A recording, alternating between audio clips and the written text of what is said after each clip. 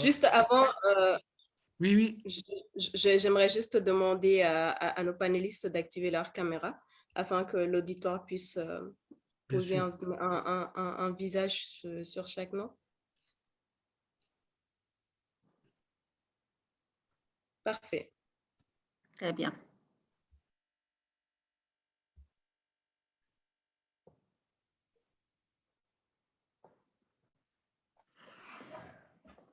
Du coup, bonjour à tous et bienvenue à ce troisième panel qui s'inscrit toujours dans le cadre du colloque africain sur la formation 4.0.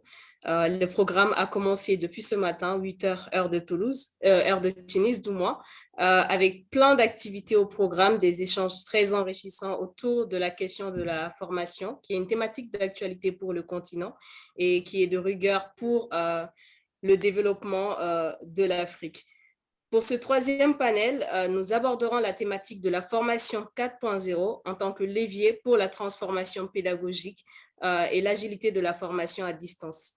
Et pour ce panel, j'ai le plaisir de recevoir une fourchette d'experts qui, j'en suis convaincue, contribueront à mener des échanges très, très enrichissants. Donc, aujourd'hui, j'ai le plaisir de recevoir le docteur Massata Ndiaye, qui est enseignante-chercheuse en informatique et elle est également spécialisée en tout ce qui est numérique éducatif. Donc, docteur Massata, c'est un réel plaisir de vous avoir autour de ce panel. Pour poursuivre dans la présentation, toujours avec les dames, je suis avec Lilia Shinti, j'espère que je n'écorche pas les noms, qui est, je le rappelle, elle est professeure associée en tout ce qui est Computer Sciences et elle est chercheuse en technologie in Sciences Learning. C'est un plaisir de vous avoir, Lilia, autour de ce panel également. Pour poursuivre dans la lignée des présentations, nous avons Monsieur Diop Alassane, qui est le directeur de la formation et de l'ingénierie pédagogique de l'Université virtuelle du Sénégal. Merci à vous d'être avec nous, Monsieur le directeur. Nous avons également Monsieur Clément Lobo, qui est enseignant en sciences de l'information et de la communication à l'Université virtuelle de Côte d'Ivoire. Donc, l'Afrique est vraiment représentée. Pour poursuivre, nous avons également avec nous Monsieur Mamadou Doumbia, qui est le directeur de l'Université virtuelle du Mali. Merci à vous d'être avec nous, Monsieur Doumbia. Et pour finir, dans la lignée des présentations, nous avons Monsieur Yann Mako, qui est le président fondateur de l'Université virtuelle du Gabon, qui est également une très belle initiative assurant la continuité pédagogique dans ce pays-là. Donc, merci à tous ces experts-là de nous avoir accordé de leur temps et de vouloir contribuer à enrichir cette question-là de la formation 4.0 en tant que levier pour la transformation pédagogique. Donc, pour commencer, j'aimerais juste rappeler le déroulé de ces interventions-là. Chacun de nos intervenants auront 13 minutes pour partager leur point de vue sur la question. Vous aurez la main pour partager vos différentes présentations. On commencera tout d'abord par vous, Monsieur Mako, qui, je le rappelle, est le président fondateur de l'Université virtuelle du Gabon.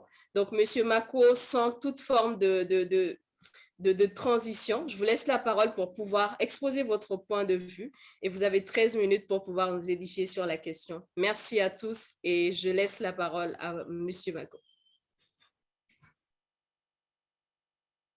Votre micro.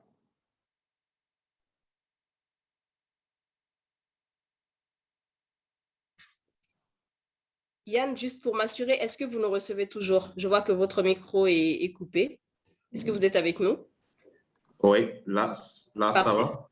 Là, on vous reçoit très bien, allez-y. OK. Alors, je disais que tout d'abord, je vais vous remercier pour l'opportunité que vous nous accordez de pouvoir partager notre point de vue sur cette question. C'est pas toujours facile de rassembler un grand nombre d'intervenants dans ce genre de colloque. Et déjà, je voulais féliciter l'organisation pour tout ce qui se passe depuis ce matin. J'ai pu suivre quelques échanges. Alors, moi, je suis Monsieur Yann Makobiani. On m'appelle affectueusement Yann Mako. Je suis le président de l'Université virtuelle privée du Gabon.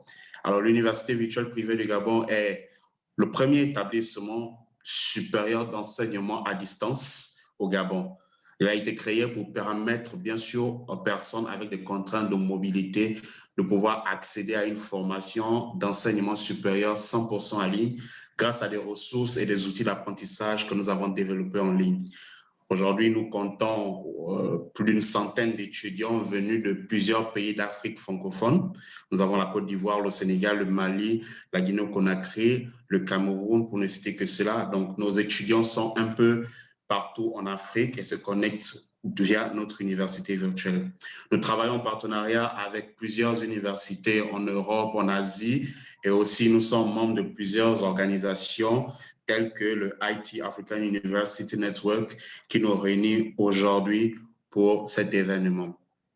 Alors, pour aborder la question, le thème de cet après-midi, qui est la formation 4.0, un levier pour la transformation pédagogique, agilité de la formation à distance.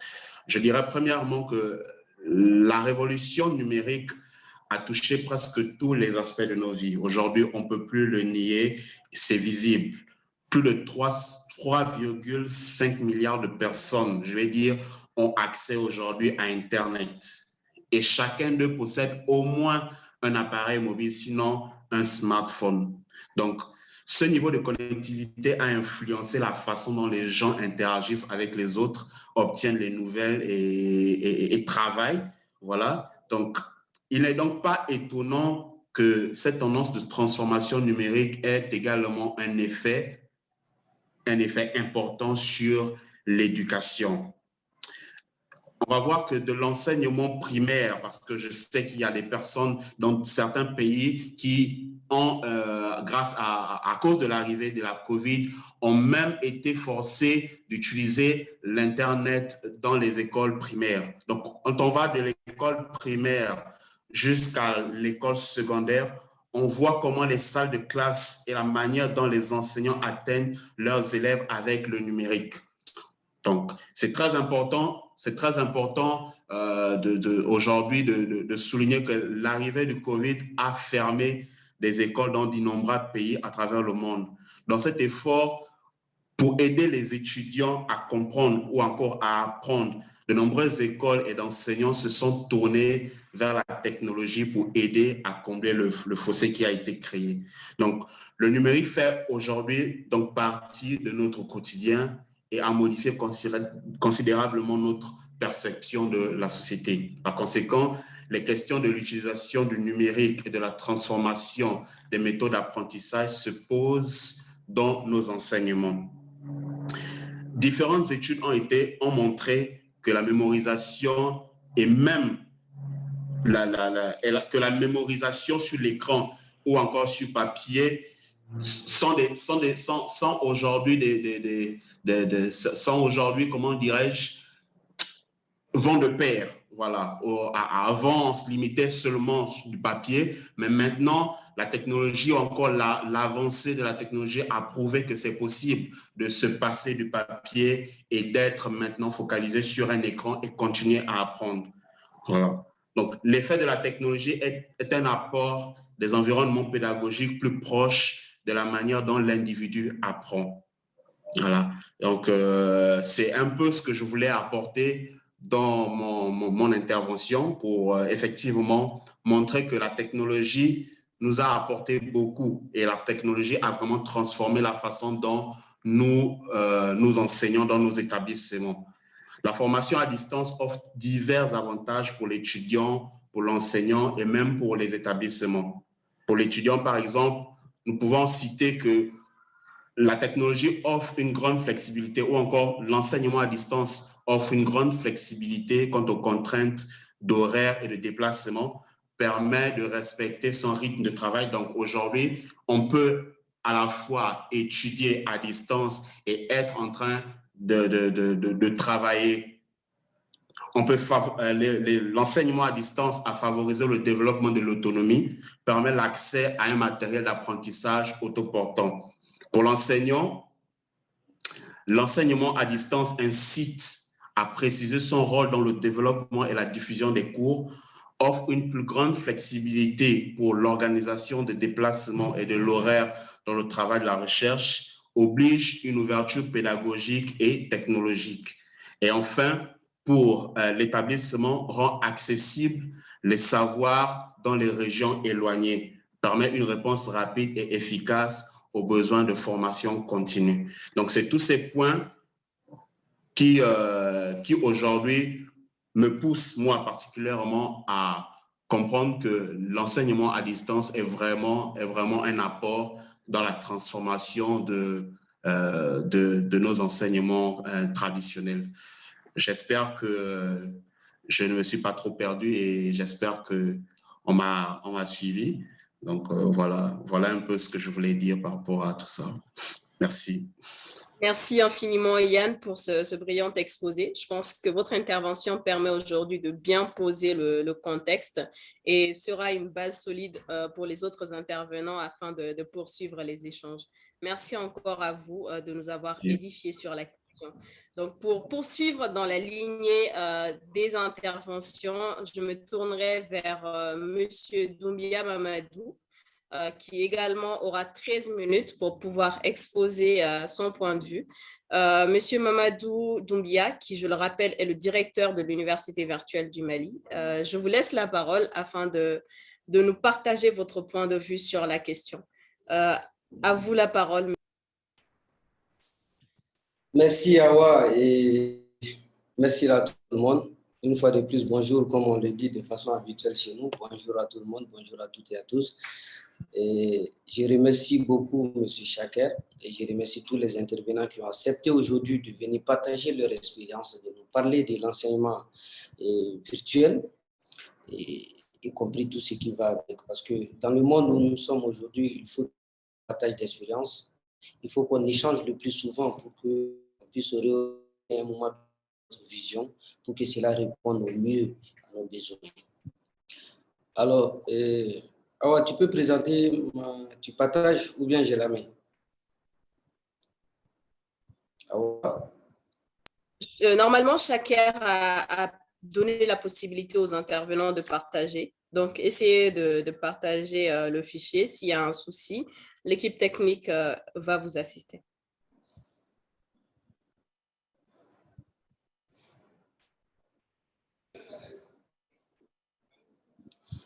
Voilà. Donc, c'est bon.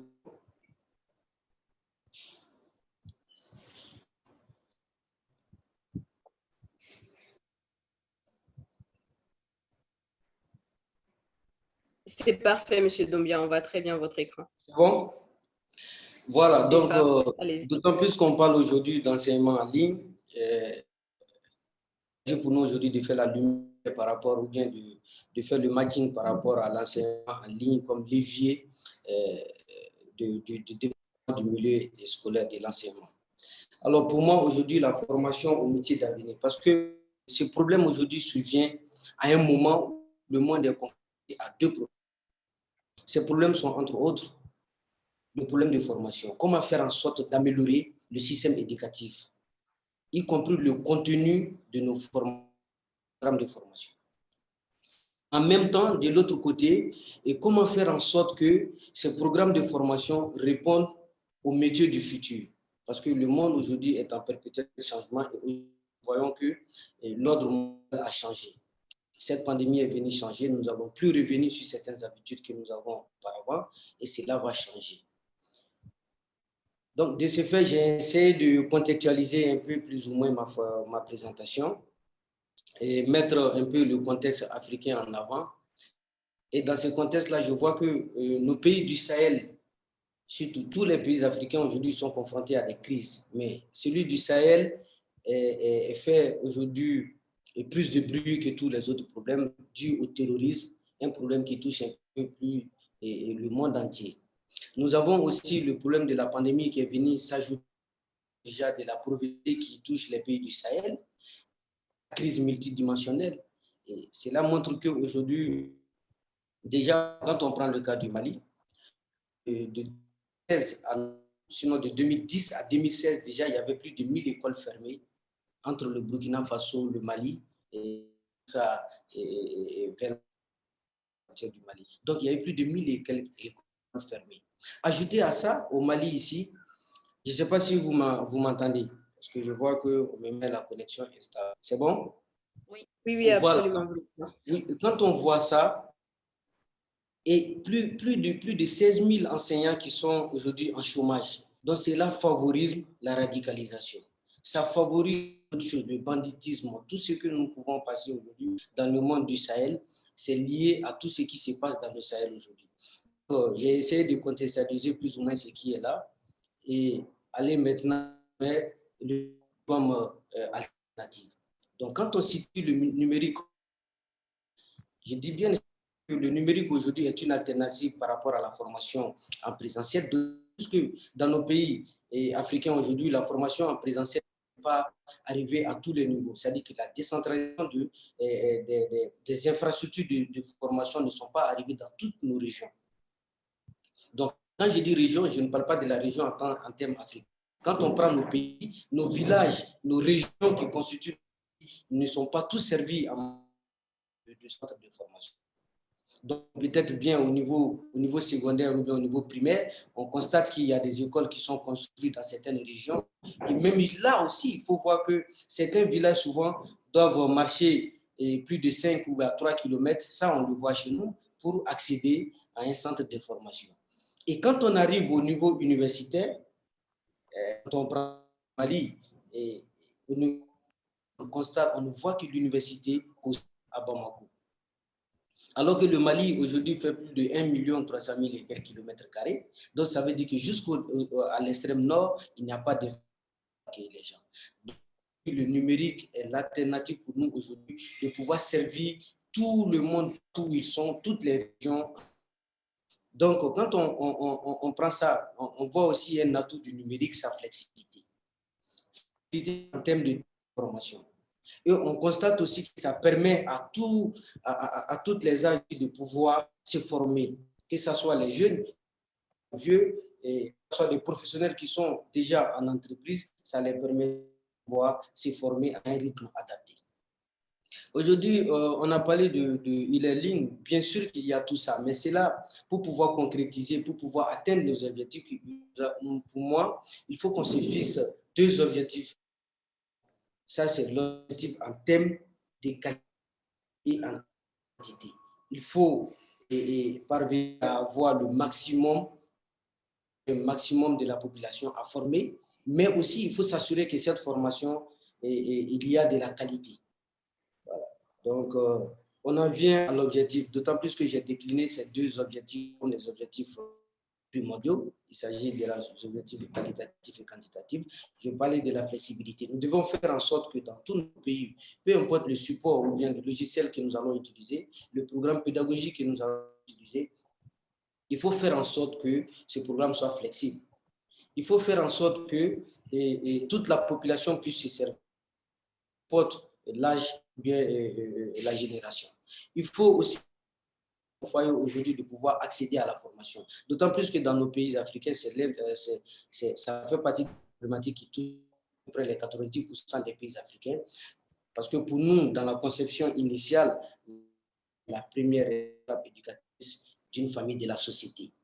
Donc, surtout en Afrique de l'Ouest ici, lorsqu'une femme s'est mariée, même si elle a fait des études de haut niveau, une fois qu'elle s'est mariée, elle devient femme au foyer. Donc, femme au foyer, avec des diplômes, souvent avec des licences, elle a besoin aussi à un moment donné de se réorienter pour pouvoir faire des choses. Donc, il faut permettre à ces femmes-là de pouvoir se former. Il faut permettre aussi aux handicapés, tant plus qu'on parle d'handicapés, il y a une sorte d'handicap. Il faut faire en sorte que le contenu des formations puisse être adapté pour permettre à ces handicapés de pouvoir suivre la formation partout où ils sont. Donc, on parle aussi d'infrastructures, des salles de classe. La plupart aujourd'hui de nos pays ont un manque énorme en termes d'infrastructures, que ce soit matériel didactique, que ce soit les salles de classe, que ce soit même les investissements en termes d'amphithéâtre et autres.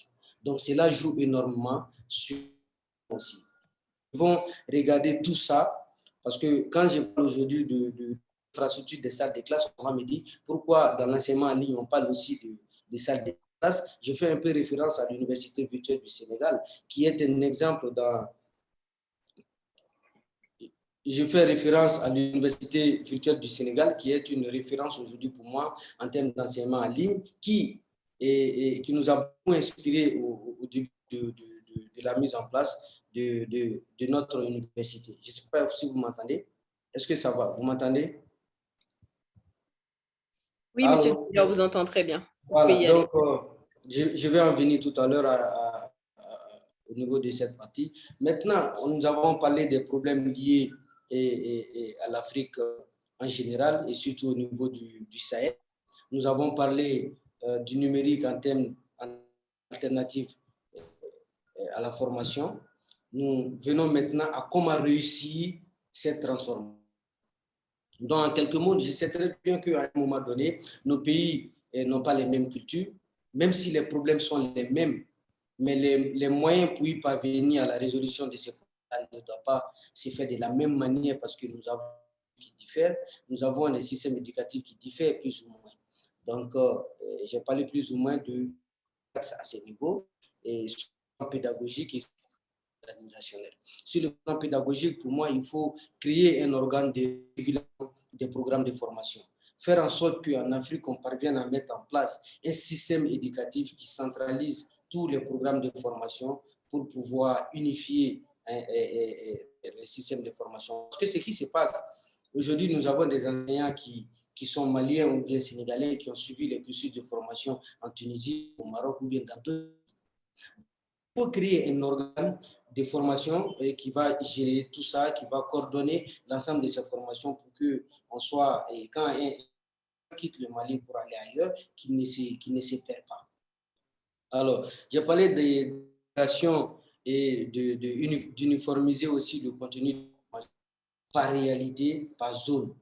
Parce qu'aujourd'hui, nous allons voir que les pays de l'Afrique la CEDEAO de l'UEMOA partagent un peu plus ou moins la même vision, le même système économique. Ceux du Maghreb aussi ont un système qui ne sont pas pareils que nous.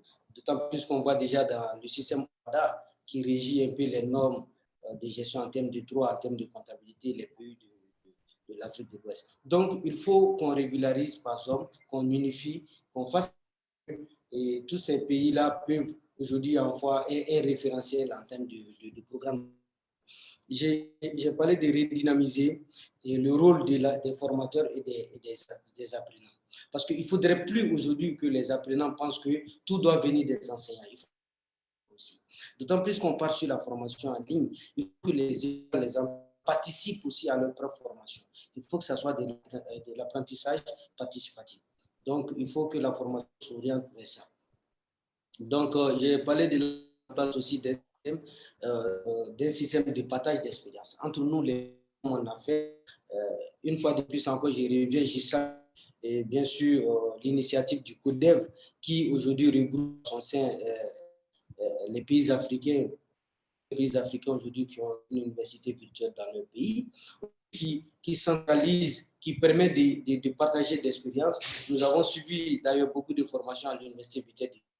Et je vois le docteur Massa aussi, qui accompagne beaucoup d'universités et qui a beaucoup accompagné au niveau de la Côte d'Ivoire et qui a beaucoup accompagné surtout l'université virtuelle que nous avons. L'initiative de notre université, elle est privée, c'était pas... Il fallait quelqu'un qui a de l'expérience pour pouvoir nous appuyer et pour qu'on puisse démarrer très rapidement pour faire face aux problèmes de nos pays en termes de formation. Donc, sur le plan organisationnel, je parlais de revoir la mission du CAMES. Parce qu'aujourd'hui, la mission traditionnelle du CAMES, la certification et l'accréditation des diplômes au niveau international, mais est-ce qu'il ne faut pas voir le contenu même de la mission du CAMES pour que le CAMES peut aussi d'autres choses pour pouvoir favoriser les universités ou bien les pays dans quand même l'échange d'expériences et l'organisation.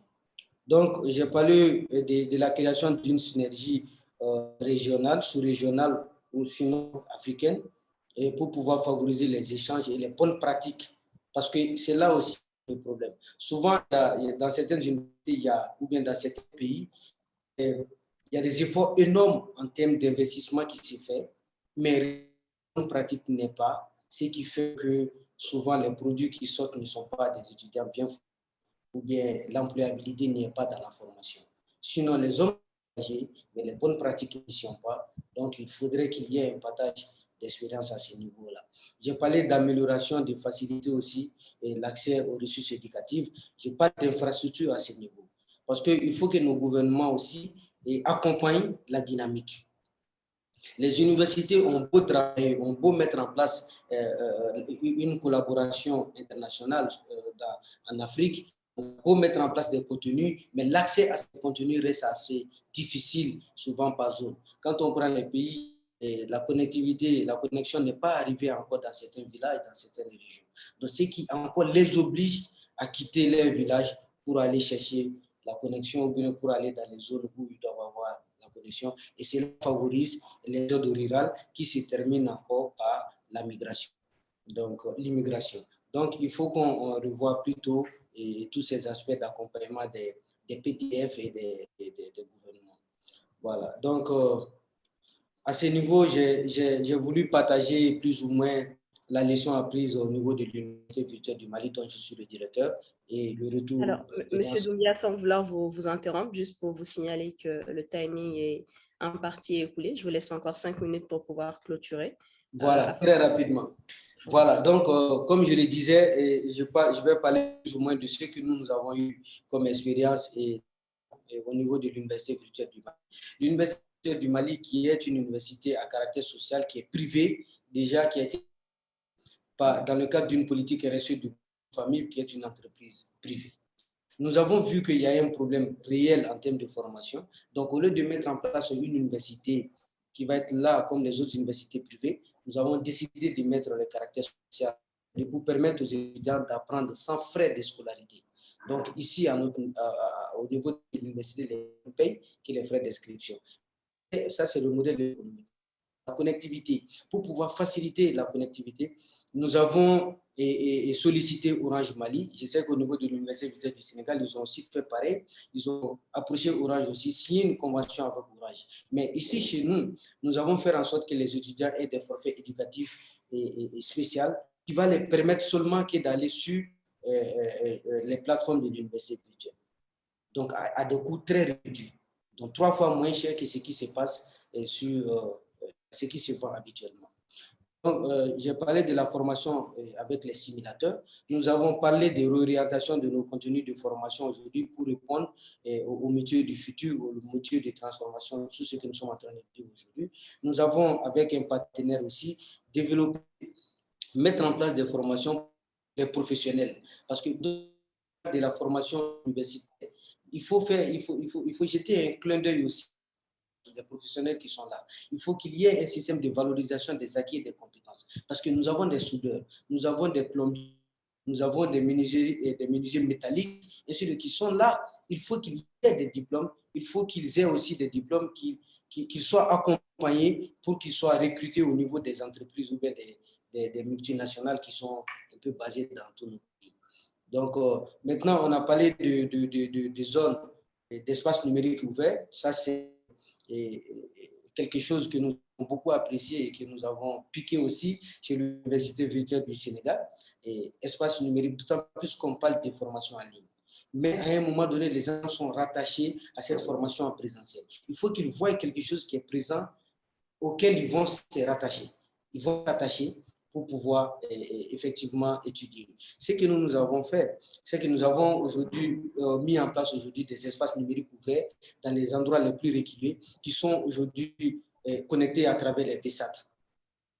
Mais il y a une ONG en place qui a mis en place un programme dont le président de l'université virtuelle a financé une partie, donc il est associé du projet. Nous sommes en train de mettre des EDAE+ dans certains villages. Permet aux villageois de non seulement bénéficier de la connexion, mais d'avoir des espaces de travail. Donc, ils ont des coopératives qui sont là, qui font du maïs, qui font la transformation du maïs, qui font des activités, qui récoltent les fonds pour pouvoir développer ces villages-là. Donc, cela nous permet aujourd'hui de beaucoup réduire l'exode rural des places pour venir vers Bamako. Ça les permet d'avoir de la main-d'œuvre sur place, mais la main-d'œuvre aussi qui produit, qui permet de développer le village en ayant aussi des ressources économiques à travers ces activités. En tout cas, je sais que j'ai pris beaucoup de temps. Je reste quand même disponible pour développer certains points. Merci à tous. Merci. Merci infiniment, Monsieur Doumbia. Merci pour cette brillante présentation qui était surtout orientée solution et qui est aussi l'intérêt de ce type de colloque, c'est le partage de bons procédés afin d'inspirer les différentes parties prenantes, tirer le positif et pouvoir apporter des éléments de solution à chacun. Donc, j'aimerais me tourner maintenant vers le docteur Massata Ndiaye, Ndeye Massata Ndiaye, qui, je le rappelle, elle est enseignante-chercheuse en informatique et représente du moins l'Université virtuelle du Sénégal, qui, comme M. Doumbia l'a dit, est l'un des modèles de réussite en termes d'enseignement en ligne dans la zone ouest africaine. Donc, docteur Ndiaye, je vous laisse la parole afin que vous puissiez commencer. Je rappelle que chacun de nos intervenants dispose de 13 minutes afin d'exposer leur point de vue. À vous la parole, docteur. Très bien. Merci, Awa. Vous voyez mon écran? Oui, parfaitement. On voit très bien la présentation. D'accord, je vais mettre ça en plein écran. Merci, merci beaucoup. Merci à mes précédents, Amadou et Yann. J'avoue qu'il me serait difficile de parler de flexibilité de la formation à distance après leur intervention. Je leur félicite pour leur modèle et leur souhaite un bon courage parce que je sais que ce n'est pas facile, mais bon, ensemble, nous allons améliorer les dispositifs d'enseignement et de formation dans nos pays respectifs. Heureusement, je vais axer ma présentation sur l'agilité de la formation à distance en tant qu'informaticienne, mais aussi technopédagogue et gestionnaire de projet. En concevant cette présentation, je me suis dit, bon, il y a mes collègues des universités virtuelles qui vont intervenir. Sûrement, ils vont parler des modèles pédagogiques qui sont mis en œuvre dans ces institutions d'enseignement supérieur. Donc, du coup, je vais axer mon intervention sur un point de vue beaucoup plus technique, du point de vue du technopédagogue et du gestionnaire de projet qui a déjà eu une expérience sur l'agilité et des programmes agiles. Je félicite au passage le Cluster Digital et l'association IT for You de m'avoir associé à cet événement extrêmement riche. J'ai suivi les échanges depuis ce matin et je vous félicite au passage. Alors, pour parler d'agilité de la formation à distance, je vais revenir brièvement sur les fondamentaux. Pour parler de formation 4.0, je vais parler des aspects qui concernent spécifiquement l'ingénierie de formation d'une part et l'ingénierie pédagogique d'autre part. L'ingénierie de formation qui nous permet aujourd'hui, dans le système d'enseignement supérieur que je maîtrise, de mettre en place nos programmes de licence, nos programmes de master et nos programmes de doctorat éventuellement. Et quand on rentre dans l'ingénierie pédagogique, là, on rentre vraiment dans les détails de conception des maquettes de formation pour mettre en œuvre les formations que je viens de citer tout de suite. Toujours en parlant des fondamentaux, en parlant de gestion de projets agiles, d'agilité, ça fait référence à deux mots que nous entendons toujours au niveau de la formation à distance d'ailleurs. C'est la flexibilité. Momodou est revenu sur ce terme-là en parlant de flexibilité de la formation à distance que délivre aujourd'hui l'Université virtuelle du Mali, du Sénégal, de la Côte d'Ivoire et de la Tunisie. Mais aussi, quand on parle d'agilité, il ne faut pas oublier les interactions qui existent entre les collaborateurs. Ici, quand on se place dans le contexte de la formation, les collaborateurs, c'est qui? C'est toutes les parties prenantes. Ce sont les enseignants, les apprenants, les parents d'élèves et tout le personnel administratif qui joue le rôle de support aujourd'hui pour pouvoir améliorer la qualité des enseignements et des apprentissages. Donc, agilité, flexibilité et interactivité entre les parties prenantes. Il faut dans ce cas une collaboration entre ces parties prenantes-là que je viens de citer.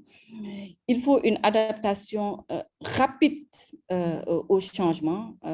C'est le change management que vous entendez parler dans les cours de gestion de projet, mais aussi une capacité vraiment à fournir régulièrement des livrables qui sont fonctionnels. Au lieu de mettre en œuvre une formation en cascade, de fournir d'un trait un module ou bien une maquette de formation, quand on va partir dans un dispositif de formation agile, on va concevoir la formation, on va concevoir l'ingénierie pédagogique dans ce cas de manière cyclique. Conception, implémentation, on vérifie encore, on revoit la conception, on développe encore jusqu'à atteindre un niveau satisfaisant pour améliorer le dispositif de formation. C'est ça l'agilité au niveau de la formation. Et pour en revenir beaucoup plus dans les détails de la formation 4.0, une formation qui est jugée agile autour de ce panel-là, je vais mettre le focus sur l'ingénierie pédagogique. Je disais tantôt que je vais axer mon intervention sur des aspects beaucoup plus techniques parce que mes différents collaborateurs précédents ont parlé déjà des aspects génériques de la flexibilité de la formation à distance. Et dans ce cas, quand je mets le focus sur l'ingénierie pédagogique, ici, je vais partager quelques pistes de réflexion sur l'après-COVID-19. C'est une actualité dans le monde, c'est une pandémie. Hein. Lors de la fermeture des écoles, on était dans des dispositifs complètement à distance. On est passé d'une formation en présentiel pour la plupart des universités et des écoles et on a switché rapidement dans un dispositif de formation à distance sans que les parties prenantes que je viens de citer ne soient préparées. Donc, à partir de cet instant, la réflexion que j'ai eue sur l'après-COVID-19, c'est comment passer d'un système de formation en présentiel vers une formation à distance, mais tout en étant agile. Et dans ce cadre-là, du point de vue ingénierie pédagogique, je vais partager quelques résultats qu'on a obtenus dernièrement dans notre équipe de recherche au niveau de notre laboratoire sur la conception d'un module de formation à distance qui répondrait à des caractéristiques agiles. Donc, pour rappeler un peu l'agilité, c'est comment gérer un processus de conception pour qu'il soit flexible et interactif. Mamadou de l'Université virtuelle du Mali a tantôt parlé de collaboration entre les universités, de co-construction de parcours, de mutualisation de ressources pédagogiques. Je suis extrêmement en phase avec lui parce que moi, quand je place l'agilité au niveau de la formation, ici, je vois notamment la co-construction entre les parties prenantes, les apprenants, les enseignants et les administratifs. Un autre point, pour être agile dans une formation, je vois ici une variation vraiment du taux de digitalisation des modules de formation, une variation du taux de digitalisation des grains pédagogiques. Comme je le disais tout de suite, à la fermeture des écoles durant la pandémie en mars 2020, on est passé d'un système en présentiel vers un système qui est complètement à distance. Mais maintenant qu'on a le temps, il faut qu'on prenne ce temps-là pour réfléchir à comment passer d'un système présentiel à un système à distance tout en étant agile.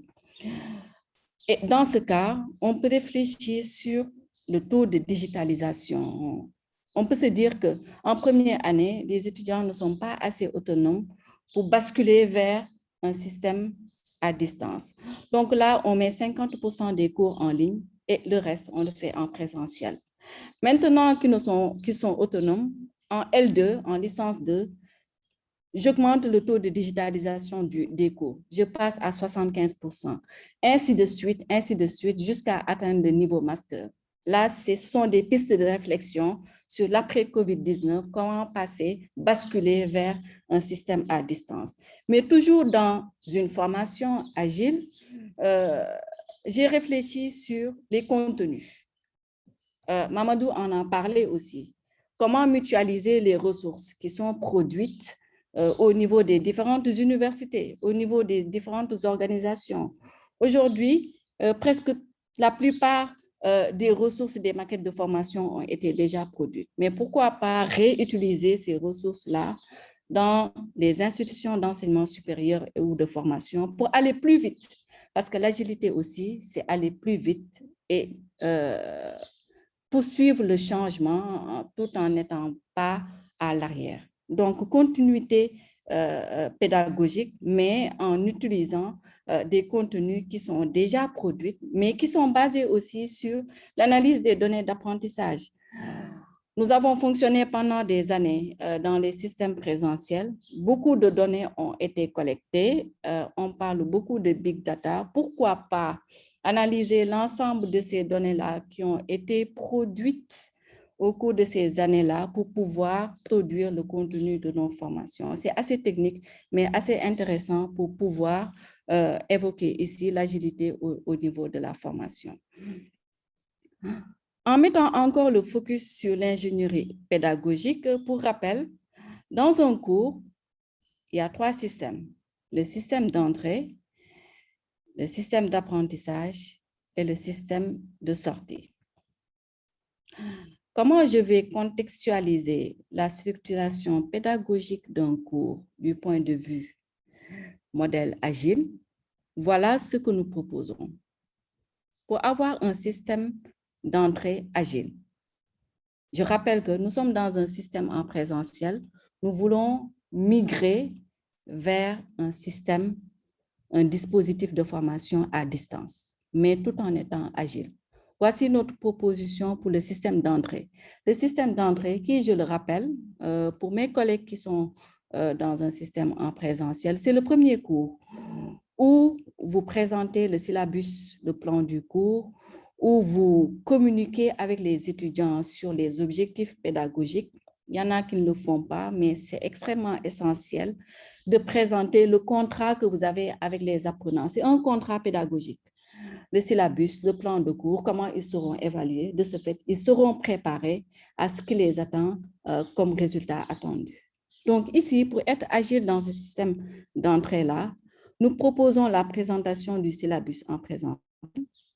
Mais à côté, pour pouvoir récolter des données qui vont nous servir après, nous proposons ici un questionnaire pour pouvoir contrôler le niveau de maîtrise des objectifs du cours. Imaginons qu'on mette en place une plateforme de formation en ligne avec tous les cours qui sont implémentés. Nous allons implémenter là-bas un questionnaire qui permettra de vérifier au niveau des apprenants, est-ce qu'ils ont compris les objectifs que l'enseignant a présentés au niveau du syllabus de cours en présentiel. Donc, nous sommes dans un modèle hybride dans ce cas. On est en train de migrer vers le système à distance. Mais encore mieux, pour contrôler les prérequis, nous allons proposer encore un questionnaire en ligne, toujours dans la plateforme de formation à distance, dans le LMS, pour pouvoir collecter des données. L'ensemble de ces données qui sont collectées à travers ces questionnaires-là vont nous permettre de recueillir les avis des apprenants pour pouvoir concevoir le module 1. Là, on est agile. Pourquoi? Parce que dans un système en présentiel, l'enseignant a déjà conçu tout le cours avec le syllabus, tous les modules, tous les chapitres qui sont conçus. Il vient, il présente son cours avec un volume horaire bien déterminé, 40 heures par exemple, et puis le cours est fini. Mais ici, le cours est conçu au fur et à mesure que l'on avance, déjà à la présentation des objectifs. Et du coup, quand on rentre dans le système d'apprentissage, pour mes collègues, je le rappelle, c'est la partie où on implémente l'ensemble des chapitres, que j'appelle ici modules, l'ensemble des chapitres.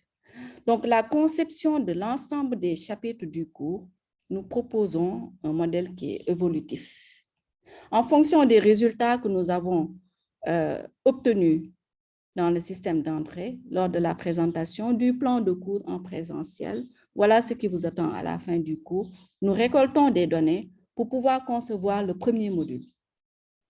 Donc, en résumé, quand vous allez concevoir les modules, voici le process agile que nous proposons. Le découpage des cours, c'est toujours en module pédagogique. Le découpage des modules eux-mêmes en grains pédagogiques. Au besoin, c'est pour pouvoir affiner notre process. Il faudra définir la modalité de mise en œuvre du module ou bien du grain. Est-ce que ça se fera en présentiel ou bien à distance? On peut imaginer rapidement que la partie théorique se fera à distance par l'intermédiaire de la plateforme au cours d'un webinaire, une classe virtuelle, mais que pour un cours en informatique, par exemple, la partie pratique se fera en présentiel au niveau de l'université ou bien au niveau de l'école de formation. Donc là, on est en train de mettre en œuvre les modalités de délivrance du cours en présentiel ou bien à distance. Il faudra intégrer des points de contrôle. C'est un des piliers de la méthode agile, par des évaluations et des auto-évaluations. Au fur et à mesure que je délivre les modules du cours, j'intègre des évaluations en ligne, des tests de connaissances, des quiz, des QCM que nous connaissons tous en tant qu'acteurs de la formation à distance. Ces tests de connaissances ont un rôle d'apprentissage, mais aussi derrière, ça nous permet, nous, en tant qu'enseignants, concepteurs pédagogiques, de récolter des données qui nous permettent, in fine, de pouvoir concevoir les autres modules de formation. Donc, développer ici le module N en intégrant les résultats du module N-1. Là, on commence à devenir agile. On conçoit le cours au fur et à mesure. Un autre point essentiel, c'est de développer le contenu avec des règles. Comme Mamadou vient de le dire, la mutualisation des ressources. Les ressources peuvent appartenir à des universités, mais aussi il y a les ressources éducatives libres. Pour s'adapter rapidement aux changements, il y a déjà des banques de ressources qui existent. Pourquoi pas les utiliser pour pouvoir développer rapidement nos modules tout en étant agiles. Et enfin, le système de sortie. Le système de sortie qui, je le rappelle aussi, c'est l'évaluation sommative, l'examen final qui est proposé généralement aux étudiants ou bien aux apprenants. Ici aussi, ça doit être auto-adaptatif. Je m'explique. Vous pouvez, pour être agile, vous pouvez proposer un projet, un examen sur table et sur papier. Il y a une différence fondamentale. Un examen sur table et en ligne, c'est-à-dire que l'étudiant ira à son espace numérique ouvert ou bien dans les locaux de l'université en utilisant l'infrastructure technologique de l'université pour passer son examen, ce qui garantit la sécurité des épreuves en fait. C'est pour cela qu'on l'utilise de temps à autre. Ou bien un examen qui est complètement en ligne, où l'étudiant, partout où il est, chez lui, à 14 000 km, il effectue son examen. Là, on est agile en proposant différentes modalités pour pouvoir faire l'évaluation sommative. On rentre dans un dispositif qui est auto-adaptatif et qui est bénéfique pour tous les apprenants, quel que soit le profil, quel que soit le type de formation, de pouvoir certifier les connaissances qu'il a acquises au cours de sa formation.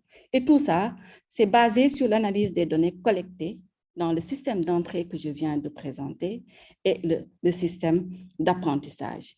Voici en résumé ce que je voulais partager avec vous sur l'agilité de la formation à distance. Je vous remercie de votre aimable attention et j'espère que je n'ai pas été très, très technique dans ma présentation. Merci, Awa. Merci infiniment, docteur. Je pense que votre technicité a du moins apporté la petite touche d'expertise dont on avait besoin. Et c'était une présentation très pertinente. Et je pense que moi, comme tous ceux qui nous suivent, en ont tiré une très belle épingle du jeu. Je parle notamment des différents représentants d'universités qui sont là et qui peuvent tirer une très belle leçon des différentes pratiques en termes d'agilité que vous avez partagées. Donc, merci encore à vous, docteur, pour cette brillante présentation. Donc, je me tournerai toujours vers les dames de ce panel, dans cette lignée vers vous, Madame Lilia Cheniti, qui, je le rappelle, est professeure associée et spécialiste dans tout ce qui est Computer Sciences. Donc, Lilia, je vous laisse la parole pour passer à au partage de votre point de vue sur cette question qui regroupe un beau panel d'experts. Donc, à vous la parole, Lilia, pour votre présentation. Merci beaucoup. Très bien, merci beaucoup. Vous voyez mon écran? Oui, parfaitement. Le partage est effectif. Très bien, très bien. Très bien. Merci beaucoup de m'avoir associé à cet excellent événement. Merci beaucoup à mon cher collègue Chokri Sid pour l'invitation. Donc, j'ai le plaisir d'être avec vous aujourd'hui et de partager cette présentation qui va retracer un tout petit peu ce que nous avons vécu lors de cette pandémie au cours de la dernière année et à mon avis, quelles seraient les pistes qu'on devrait explorer, plus particulièrement en ce qui concerne l'éducation ouverte. Donc, nous avons tous vu que lors de cette pandémie, donc, il y a eu une fermeture des écoles et cette fermeture des écoles donc, a déclenché donc, plusieurs initiatives au niveau des établissements scolaires et universitaires. Et rappelons que ces initiatives se sont basées sur ce triangle pédagogique qui repose sur les 3 piliers, c'est-à-dire nous avons toujours l'enseignant, le formateur, l'élève ou l'étudiant et le contenu qui va être délivré. Donc, pour pouvoir un peu retracer retracer ce que nous avons vécu, je voudrais en premier lieu revenir à la période de la continuité pédagogique. Donc, ce que nous avons fait pendant cette période de continuité pédagogique, en fait, ce n'était pas réellement de l'enseignement à distance. C'était beaucoup plus un enseignement en ligne d'urgence. Nous étions appelés à assurer une continuité de nos enseignements auprès de nos étudiants et nous avons vu différentes manières pour assurer cela. Et donc, ce que nous avons fait, nous avons essayé d'examiner par rapport aux 3 piliers que j'ai tout à l'heure évoqués, quel a été l'impact de cette phase sur ces 3 piliers. Je commence par le pilier contenu.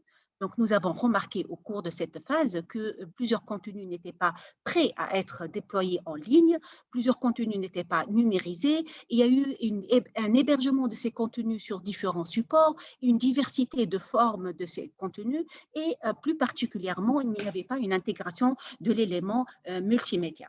Ensuite, le deuxième pilier qui concerne les enseignants, ce que nous avons remarqué auprès de nos chers collègues, c'est que plusieurs n'avaient pas les compétences antiques pour pouvoir passer très rapidement vers l'enseignement en ligne.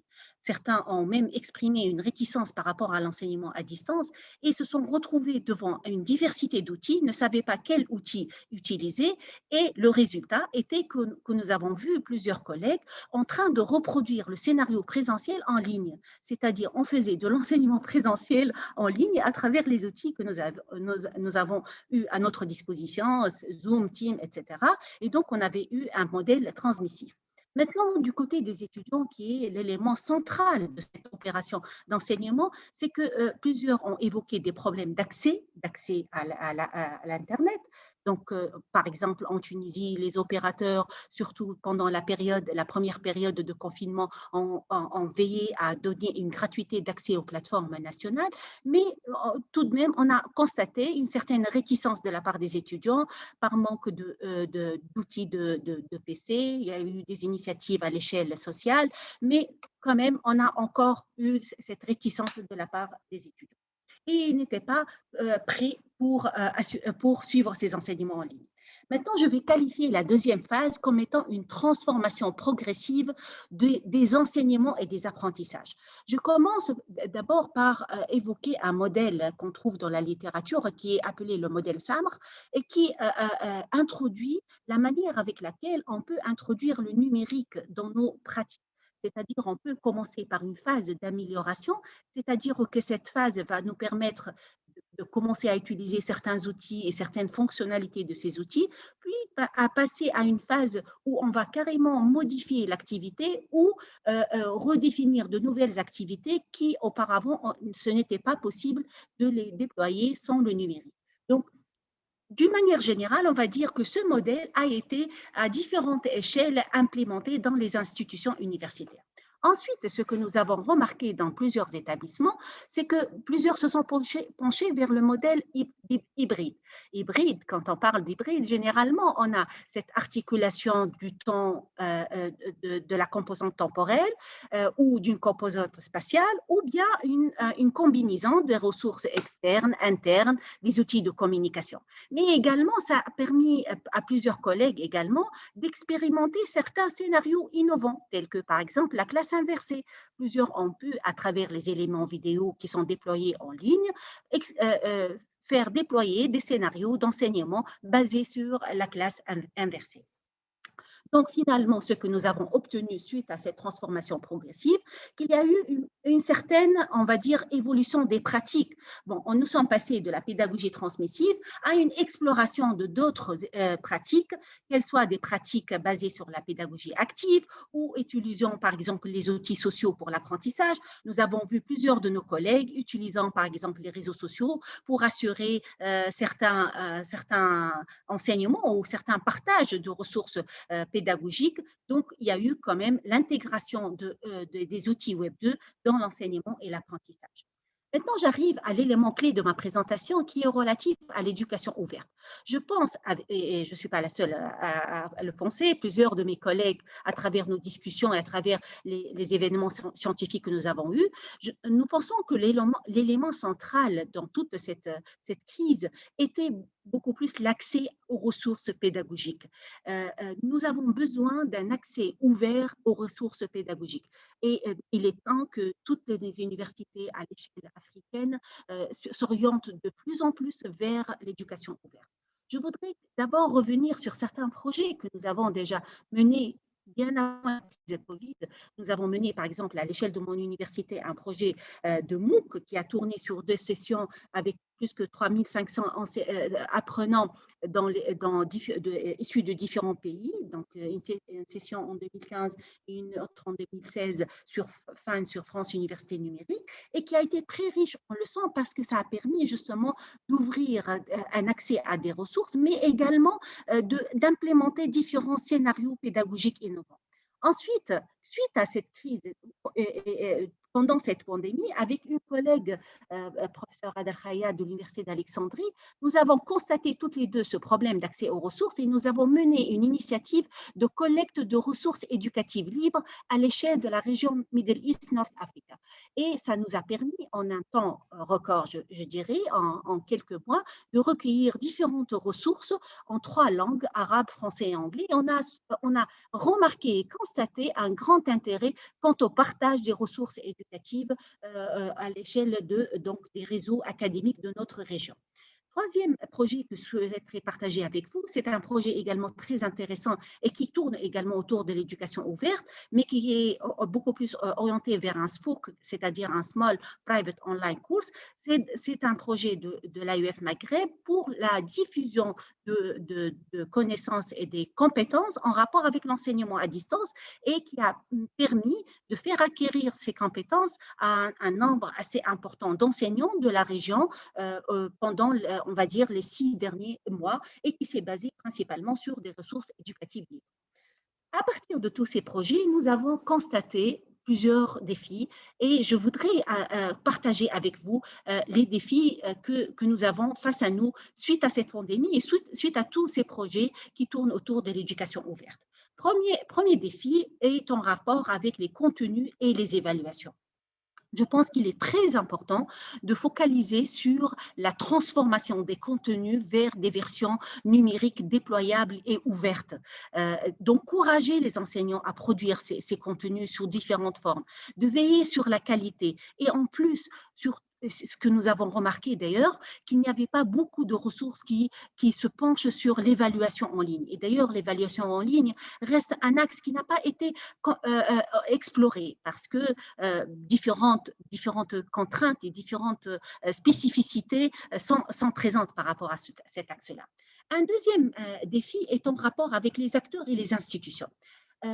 Si on va migrer vers des enseignements qui intègrent de plus en plus le numérique, il faudrait qu'on accepte un changement des rôles des apprenants qui vont être beaucoup plus actifs, des enseignants qui vont être beaucoup plus dans la casquette de facilitateur, mais beaucoup plus, il faut veiller à pousser vers la personnalisation des apprentissages, vers la formation des enseignants. Un deuxième élément très important, c'est l'implication des institutions. Il faut qu'on arrive à ce que les institutions prennent en considération le travail du tutorat en ligne, mais également qu'il y ait un cadre qui va permettre de cadrer les travaux, l'évaluation en ligne et sa prise en considération d'une manière qui soit transparente et juste par rapport à l'apprenant. Un troisième défi, c'est par rapport aux espaces. Et j'ai qualifié cela comme deux catégories d'espaces, les espaces physiques et virtuels. Je commence par les espaces virtuels. Ça a été évoqué par les collègues qui avaient présenté auparavant. La technologie, l'accès aux technologies est un élément fondamental pour pouvoir assurer cet enseignement numérique. Donc, on a besoin d'infrastructures qui vont nous permettre de le faire et de le déployer. Mais également, ce n'est pas uniquement la technologie qui va nous aider à déployer des enseignements numériques de grande qualité.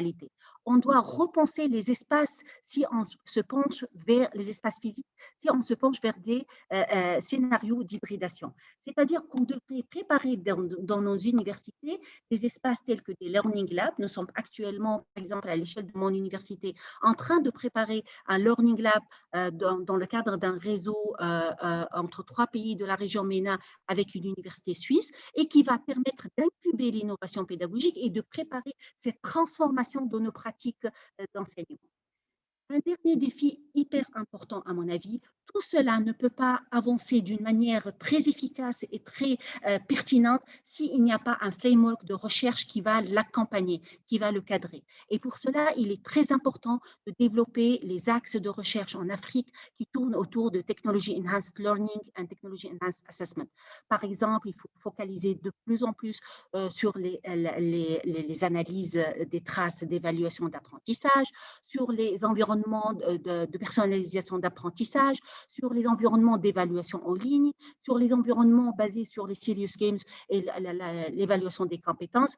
Donc, certains de mes travaux tournent autour de ces thématiques, mais je pense que ce sont des thématiques qui sont très importantes et qui peuvent encore renforcer nos pas vers la numérisation et vers l'introduction de la digitalisation dans nos parcours académiques. Pour finir, je pense que nos orientations devraient être comme suit.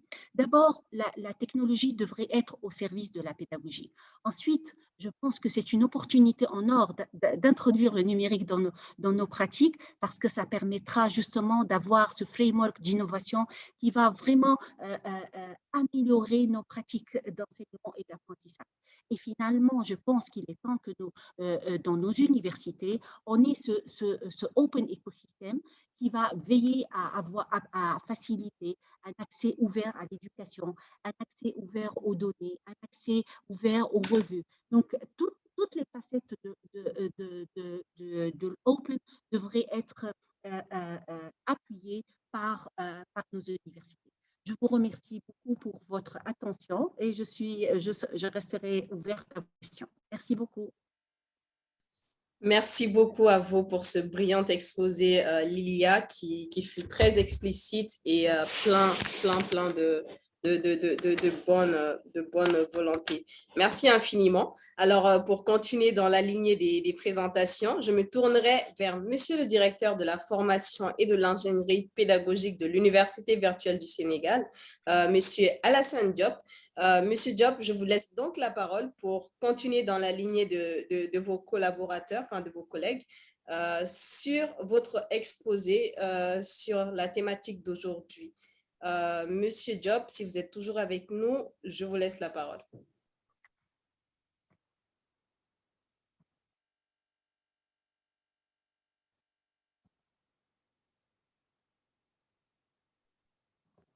Alors, je ne vois pas Monsieur Diop, je ne le perçois pas dans la liste des connexions. Donc, Chaker, je ne sais pas si vous êtes avec nous. Je vous prierai peut-être de voir comment contacter Monsieur Diop. Et entre-temps, moi, je proposerai, si tout le monde est bien d'accord avec nous, afin qu'on puisse poursuivre. Le temps que Monsieur Diop nous rejoigne, on lui laissera la main pour poursuivre. Donc, à défaut de recevoir la présentation de Monsieur Diop compte tenu du programme, je me tournerai vers vous, Monsieur Clément Lebeau. Monsieur Clément, qui, je rappelle, est également enseignant-chercheur dans tout ce qui est question liée à la science de l'information et de la communication depuis l'Université virtuelle de la Côte d'Ivoire. Donc, Monsieur Lebeau, je vous laisse donc la parole. Je rappelle que, comme tous les intervenants, vous disposez de 13 minutes pour partager votre point de vue sur la question. À vous, Monsieur Lebeau. D'accord. Merci beaucoup à tous. Je suis Lebeau Clément, sous-directeur de la technopédagogie. Heureux de participer à ce moment d'échange avec tous les pairs que je vois ici. Vraiment, merci pour ces brillantes présentations. Pour le compte de l'Université virtuelle de Côte d'Ivoire, l'expérience que je voudrais partager, c'est plus, on va dire, des observations. OK? Ma présentation, c'est plus sur des observations parce que quand on parle d'agilité, formation 4.0, d'abord dans l'appréhension de cette notion, elle est nouvelle ici. Toutefois, ce qui s'y passe, les défis qui s'y passent, qui s'y déroulent, ne sont pas nouveaux pour autant parce que notre système éducatif fait face à autant de difficultés, autant de tumultes régulièrement. Donc, quelle formation à distance devons-nous proposer pour pouvoir soutenir un peu, pour être vraiment soutenir la formation avec agilité? Et pour notre part, cela est possible. Permettez que je me mette en grand diaporama. Voilà. Pour notre part, cela est possible si nous présentons un système de formation vraiment qui est un peu orienté sur d'abord la révolution des formations. Il faut que les formations de plus en plus soient tournées sur l'innovation technologique. Ça, c'est l'une de nos missions et nous le faisons à l'Université de Côte d'Ivoire, mais nous aussi, nous avons pour mission d'accompagner les établissements professionnels, les établissements d'enseignement supérieur exerçant dans les offres de formation potentielle lors de leur production, lors de la transformation de leurs offres de formation à distance. Donc, ça aussi, c'est l'une des missions d'université virtuelle que nous sommes en train de mettre en place. Donc, quand je dis nous, je veux parler de tout cet écosystème qui se développe dans tous les pays, au Mali, avec le CIE virtuel du Mali, avec le CIE virtuel du Gabon au Gabon, l'UPS au Sénégal, l'UVT en Tunisie. Donc, nous devons aussi accompagner cela. Nous devons aussi être toujours à la recherche d'expertise numérique pour pouvoir vraiment adresser les questions de développement. Ça aussi, c'est l'une de nos missions en tant qu'université virtuelle. Et nous devons aussi permettre toujours qu'il y ait ce réseautage national, mais surtout international avec des communautés de pratique. Donc, vous l'avez bien compris, ce que je viens de décrire, c'est des missions de l'Université virtuelle de Côte d'Ivoire. C'est assigné afin de pouvoir apporter un peu sa touche dans le paysage de formation dans le domaine supérieur en Côte d'Ivoire.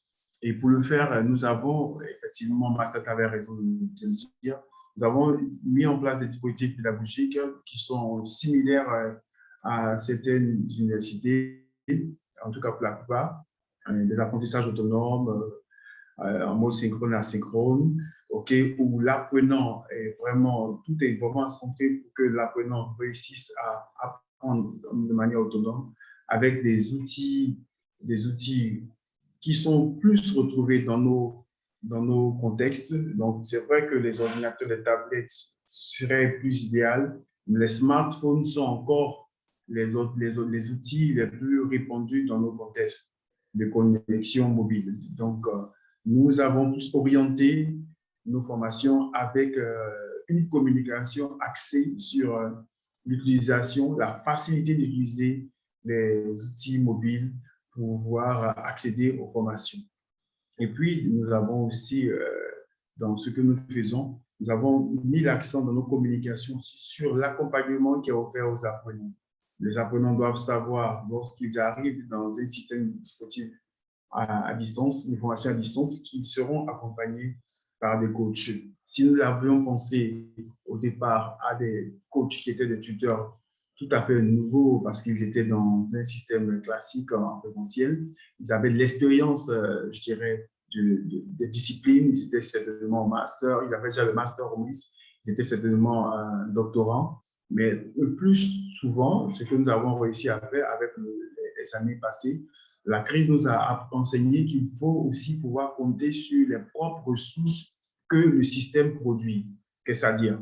L'Université virtuelle de Côte d'Ivoire produit des enseignants, des apprenants plutôt. Nous avons 2 promotions sorties et nous sommes appuyés sur ces 2 apprenants, ces 2 promotions-là, afin de pouvoir en ressortir des leaders, donc des tuteurs. Donc, une nouvelle génération de tuteurs. Et ces tuteurs avaient l'expérience de la formation à distance depuis leur première année jusqu'à obtenir leur licence. Du coup, c'était plus facile pour eux de comprendre la réalité dans laquelle se trouvaient leur père, leur cadet. Donc, quand ils avaient des soucis techniques, ces derniers comprenaient. Quand ils avaient des soucis aussi sur certaines spécialités dans la compréhension, ils comprenaient tout cela. Donc, ça aussi, c'est une autre leçon que nous a appris la crise. Et puis, pour les ressources, effectivement, nous continuons toujours de concevoir les ressources et avec l'appui des technopédagogues. Et donc, ça, je veux dire, je ne vais pas trop m'attarder là-dessus, mais l'une des réalités qui concerne aussi les universités virtuelles, c'est aussi la question de l'évaluation. L'évaluation est pensée régulièrement comme un moment pendant lequel on doit tous s'assurer que l'apprenant qui a appris longtemps, loin de la salle de classe physique, loin de l'enseignant, même si le canal digital, même si les outils digitaux le permettaient, on doit se rassurer que c'est vraiment lui qui vient et qui apprend, c'est lui qui vraiment compose. Donc, avant la crise, effectivement, les dispositions le permettaient. Donc, c'était des apprenants qui arrivaient en salle, qui composaient, qui étaient évalués. Mais avec la crise, il a fallu repenser au plus vite à cette manière d'évaluer. Du coup, nous avons plus donné le primat à une évaluation à distance.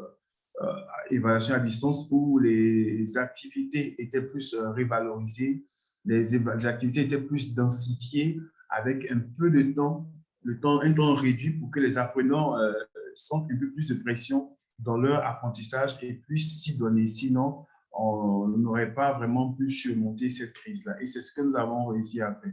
Maintenant, pour les universités qui existent aujourd'hui, le défi est ailleurs. Les universités classiques, il faut réussir à leur faire comprendre que la formation à distance pourrait exister pour eux, mais en complément à ce que disaient certains intervenants tout à l'heure, il faudrait pouvoir axer la chose sur la bimodalité, c'est-à-dire une possibilité, leur faire comprendre qu'il est possible d'exercer toujours leur contenu en présentiel, mais avoir aussi une part de la formation qui existe à distance. Si la chose est pensée ici, nous avons foi que les universités classiques, dites classiques de formation face-to-face, pourront vraiment accélérer leur démarche. Et puis, la formation, nous l'avons aussi compris, il était essentiel de s'appuyer aussi sur un réseau d'entreprises, un réseau d'institutions.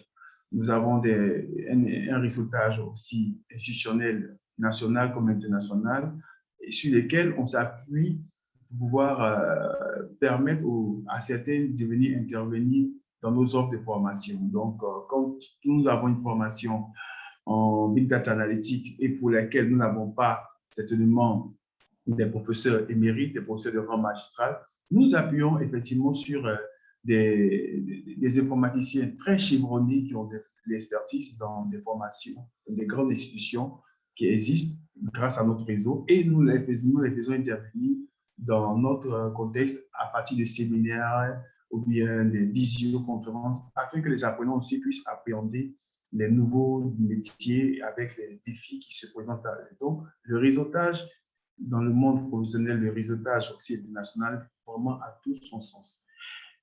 Pour y arriver, il faut réussir à passer certains défis, notamment réussir à augmenter les communautés de pratique, comme celles que nous avons aujourd'hui grâce à ETAM, réussir à développer ces communautés de pratique où il y a des universités virtuelles qui partagent toutes les mêmes défis et qui peuvent partager leur expérience afin de pouvoir s'assister mutuellement.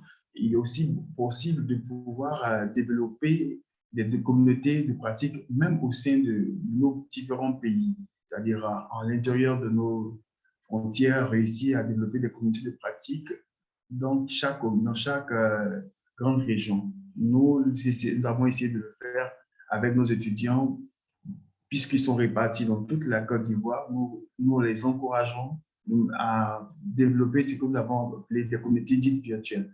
Dans ces communautés virtuelles, les étudiants, un pool d'étudiants se réunit avec diverses spécialités. Ils partagent leurs difficultés, mais ils partagent aussi des solutions. Et lorsqu'il s'agit d'assister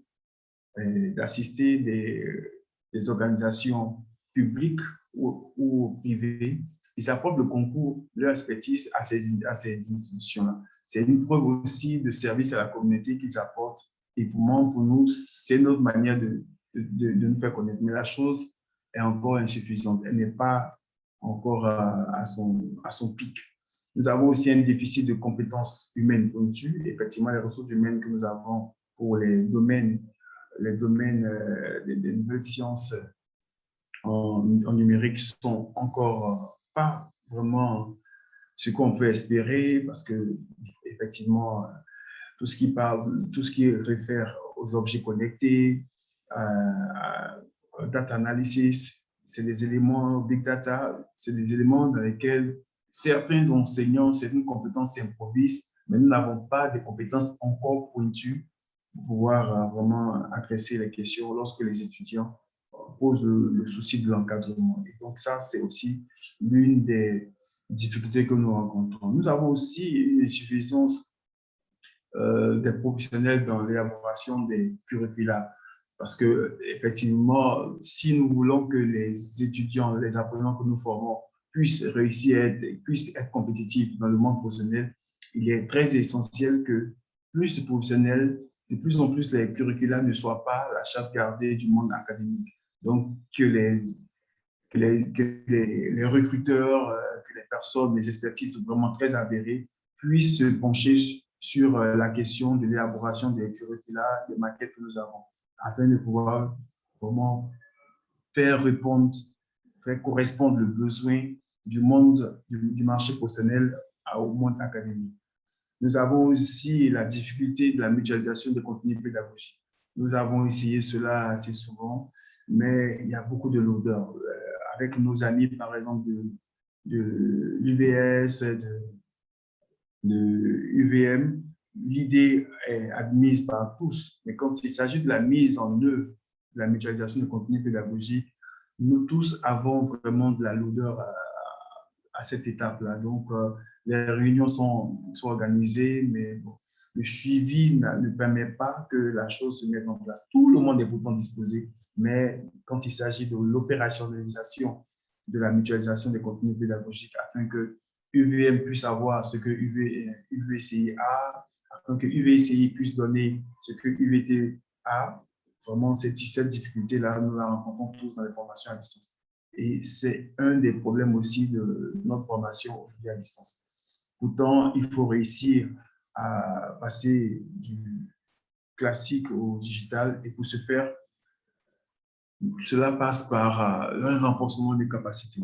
Renforcement des capacités de tous ceux qui sont technopédagogues afin de mieux assister les enseignants, de mieux assister le dispositif. Il faut régulièrement le faire.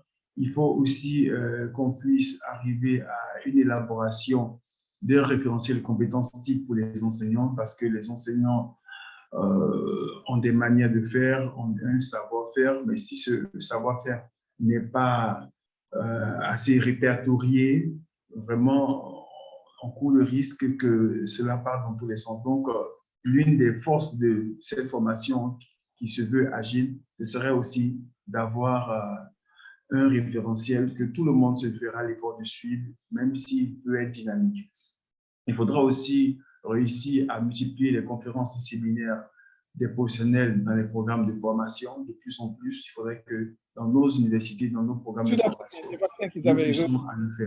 nous puissions le faire. Il faudra aussi créer des processus de changement de spécialité, parce que nous rencontrons de plus en plus d'apprenants qui commencent aussi une spécialité dans un parcours, mais qui sentent le besoin de changer parce que, conscients de certaines lacunes, ne peuvent pas continuer. Et si nous les laissons dans le système ici, le taux de déperdition reproché aux formations à distance risque de toujours exploser. Donc, il faut pouvoir créer des passerelles pour que les étudiants, les apprenants puissent, à des temps vraiment bien indiqués, puissent changer de spécialité aisément.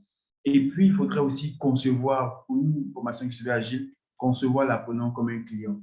Aujourd'hui, l'apprenant ne doit plus être celui-là juste qui est un étudiant affecté ou bien un étudiant qui rentre, mais il doit être conçu, il doit être perçu comme un client. Et s'il est perçu comme un client, alors nous avons le devoir de lui apporter des services avec une satisfaction et régulièrement faire des enquêtes, des études de satisfaction pour voir comment plaire aux clients. Nous sommes conscients que si l'apprenant d'aujourd'hui est perçu comme un client, comme le font les entreprises privées, les choses vraiment s'amélioreront. Et puis, il faudra aussi former par alternance avec l'indication des confédérations d'entreprises. Des grandes organisations d'entreprises existent, donc il faudrait aussi compter sur ces grandes organisations pour pouvoir faciliter la formation, effectivement. C'est vrai dans le terrain académique, mais aussi la formation des apprenants aussi en entreprise. C'est ce qui permettrait de faire correspondre ce que les apprenants reçoivent dans l'académie avec ce qu'ils vont avoir à faire. Cela résout un problème, le problème d'insertion professionnelle et puis le problème d'immersion. Si les formations sont plus pensées vers la fin en alternance, nous avons confiance que les apprenants auront moins de problèmes d'insertion. Et puis, certains l'ont dit avant moi, il faut développer les ressources éducatives libres et pouvoir aussi décrire comment ces ressources-là devront être utilisées. Parce que certaines règles existent, mais elles ne correspondent pas toujours aux réalités sociales de nos formations. Donc, il faut réussir à les développer en les adaptant, mais en partant de certains critères. Et puis, former beaucoup d'enseignants à la bimodalité. Parce que beaucoup d'enseignants se donnent la formation à distance, mais à la vérité, beaucoup de choses encore peuvent leur être reprochées. Parce que des cours sont faits avec des outils et tout longtemps à penser justement que c'est faire de la formation à distance que de faire des cours avec WhatsApp ou tout autre outil encore de communication qu'on peut connaître.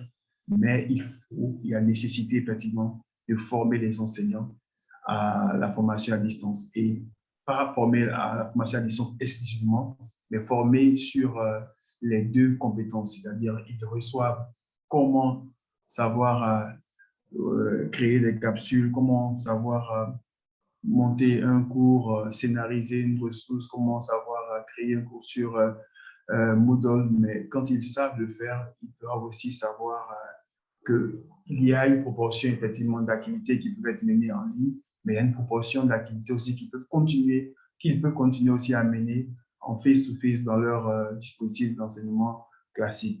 Ainsi, nous ne courons pas le risque de les dépayser, de les bousculer, et nous ne courons pas aussi le risque de bousculer les apprenants qui existent dans ces formations, qui ont toujours existé de manière classique en face-to-face. Donc, la bimodalité est une, je ne dirais pas une option, mais c'est une nécessité pour la formation à distance afin de faire résister et de répandre un peu les pratiques, les bonnes pratiques qui permettent d'apprivoiser la distance. Voilà ce que je pourrais dire de l'économie de ma présentation et puis je suis disposé pour vos questions. Merci. Merci infiniment, Dr Logo, pour cette brillante présentation qui s'inscrit également dans la ligne des interventions de qualité dans la lignée des interventions de qualité qu'on a eues du mois. Votre intervention fut surtout l'opportunité de mettre la lumière sur les enjeux et les défis auxquels le secteur de l'enseignement virtuel fait face en Afrique. Je pense que ce n'est pas seulement de l'ordre du contexte ivoirien, c'est des problématiques qui sont partagées par beaucoup de vos collègues qui sont présents. Ils sauront en juger tout à l'heure. Donc, c'est aussi important d'en parler pour qu'on trouve des éléments de solution ensemble, comme vous avez eu à l'évoquer tout à l'heure lors de votre présentation. Donc, tout à l'heure, je voyais que Monsieur Job nous avait rejoint. Ah, super, je pense qu'il est là maintenant. Monsieur Job, si vous êtes prêt, je pense qu'on va vous donner la parole afin de partager votre point de vue, comme vos collègues tout à l'heure, sur la question qui nous réunit aujourd'hui. Je rappelle à l'auditoire que Monsieur Job est le directeur de la formation et de l'ingénierie pédagogique de l'Université virtuelle du Sénégal.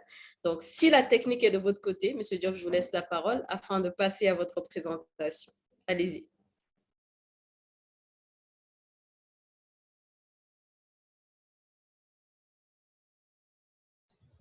Bonjour, je partage mon écran. Donc, bon, je m'excuse, hein, je n'ai pas regardé l'heure de Tunis. Je pensais que c'était vraiment à 16 heures. C'est pourquoi je suis venu en retard. Je m'excuse. Donc, je vais vous présenter. Vous voyez bien le partage? Oui, excellent. Le partage est parfait. Je vais activer ma vidéo, au moins vous allez me voir un moment. C'est bon? Donc, c'est professeur Alassane Diop, je suis le directeur de la formation et de l'ingénierie pédagogique de l'Université virtuelle du Sénégal. Donc, je vais vous présenter le modèle pédagogique de l'IVS qu'on appelle le co-modal adapté. Donc, si vous constatez bien, l'IVS est créé en 2013 et la première année, on a démarré en 2014. Donc, on est à 11 ans de fonctionnement.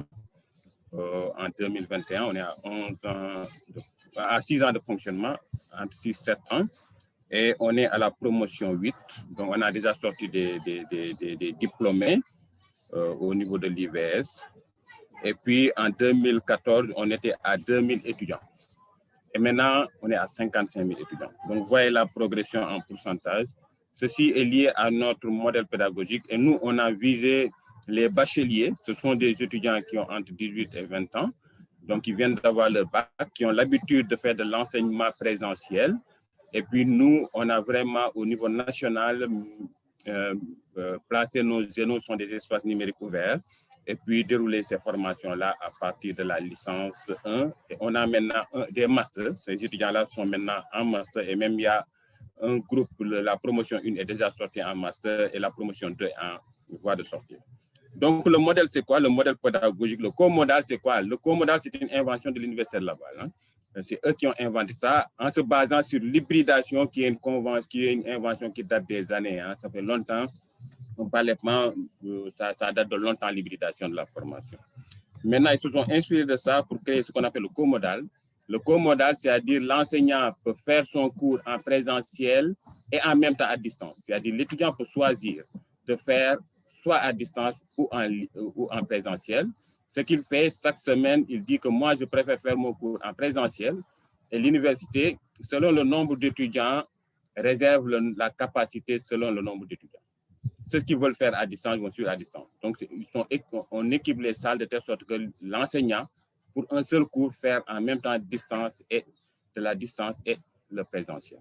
Maintenant, à l'hiver, ce qu'on a fait, on a utilisé les 2 premières années un autre système, mais à un certain moment, vu le nombre qui augmente, on dit que mieux vaut changer le modèle. On a réfléchi pour mettre en place le co-modal adapté, qui signifie quoi?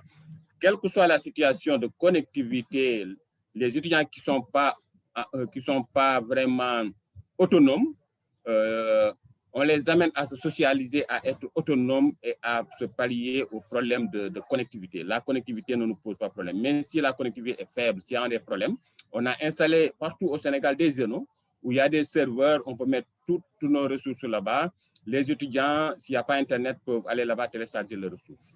La plateforme est faite de telle sorte qu'on a les livres qu'on peut lire de manière sur Internet ou bien télécharger les formats PDF ou bien les vidéos du prof. Donc, ce qu'on fait, le prof enregistre son cours à l'avance, il nous donne ce cours-là avec des vidéos, des ressources nécessaires. On met à sa disposition un tuteur qui va faire les séances synchrones.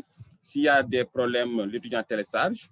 Et puis, on accompagne ces étudiants-là avec des moniteurs qui sont des anciens étudiants qui maîtrisent bien le système pour les aider techniquement. Donc, ça, c'est le semestre 1. Vous voyez, tout s'est fait et les étudiants peuvent se déplacer au niveau des zénos. Vu le contexte africain, les maisons, parfois, on ne peut pas apprendre normalement. L'étudiant peut vraiment aller à l'ENO suivre ses cours. Maintenant, au semestre 2, on change un peu. On amène un peu l'étudiant à rester chez lui ou bien à aller ailleurs ou bien au niveau même de l'ENO à être quelque part. Il n'est pas obligé d'être là en salle et que l'enseignant enseigne à distance. Ça reste de l'enseignement à distance, mais l'étudiant peut venir à l'ENO pour avoir plus d'informations. Donc, au semestre 2, 3, 4, 5 et 6, l'étudiant est vraiment libre, autonome de rester à 100% à la maison ou bien de venir à l'ENO suivre son cours, mais intégralement à distance. Donc, c'est ce que je voulais rapidement vous donner. Et puis, le semestre 6, c'est souvent des stages. Et ça, le cycle de production, on a mis en place notre studio de production, un système qui nous permet de vraiment produire les cours des enseignants de manière très simple, en passant par les PDF, les PowerPoint, les vidéos que nous fournissons l'enseignant. On l'accompagne par un service multimédia où l'enseignant peut aller là-bas faire ses vidéos. Et puis, le tuteur fait ses cours, les moniteurs aident leurs camarades et puis on déroule le cours normalement. Donc, ça, c'est un exemple de cours d'un collègue en sciences de l'éducation, un collègue de sciences juridiques qui est à l'université de Ziguinchor, qui donne des cours. À l'IVES, on a plus de 300 enseignants associés qui nous accompagnent, qui sont du Sénégal, des autres universités du Sénégal, des 6 autres universités publiques du Sénégal et de la diaspora, des Sénégalais qui sont partout dans le monde et même des Africains, on a des Tunisiens, on a des Burkinabés, on a vraiment de tous les enseignants qui enseignent depuis leur pays. Donc, ce qu'on a mis de plus, c'est l'emploi du temps, parce qu'on savait que l'enseignement à distance, l'étudiant peut suivre son cours de manière libre, sans avoir emploi de temps, mais les étudiants qui viennent de terminale n'ont pas cette autonomie. On met en place un emploi de temps pour les guider, pour leur permettre de suivre les cours normalement sans s'absenter, jusqu'à ce qu'ils puissent avoir l'autonomie pour faire normalement les cours. Donc, c'est ce que je voulais vous dire. Je vous remercie. Si vous avez des questions, je reste à votre disposition. Merci infiniment, Dr. Diop, pour cette brillante présentation. Je pense que c'était important de partager ce modèle-là de l'université virtuelle du Sénégal qui fait partie des pionniers, comme M. Doumbia l'avait dit lors de sa présentation de l'enseignement virtuel en Afrique francophone. Merci à vous pour ce beau partage. Je pense que lors des échanges et des interventions des uns et des autres, on aura l'occasion peut-être d'approfondir la question. Je rappelle à l'auditoire qu'il est actuellement presque l'heure de la fin de ces échanges. Nous sommes à 16 heures passées, heure de Tunisie. Il nous reste encore une dizaine de minutes pour enrichir les interventions. Donc, avant de passer aux questions-réponses, j'aimerais peut-être laisser l'occasion à nos panélistes, pour ceux qui veulent bien prendre la parole, si certains veulent rebondir sur des points qui ont été abordés, vous pouvez juste le signaler en levant la main. Je vous donne l'opportunité de vous exprimer avant de donner la possibilité à ceux qui nous suivent de poser leurs questions et que vous puissiez intervenir là-dessus. Donc, si quelqu'un veut prendre la parole est à qui veut la prendre. Je ne vois pas encore de main levée. Parfait. Lilia, vous voulez dire quelque chose sur les interventions qui ont eu lieu?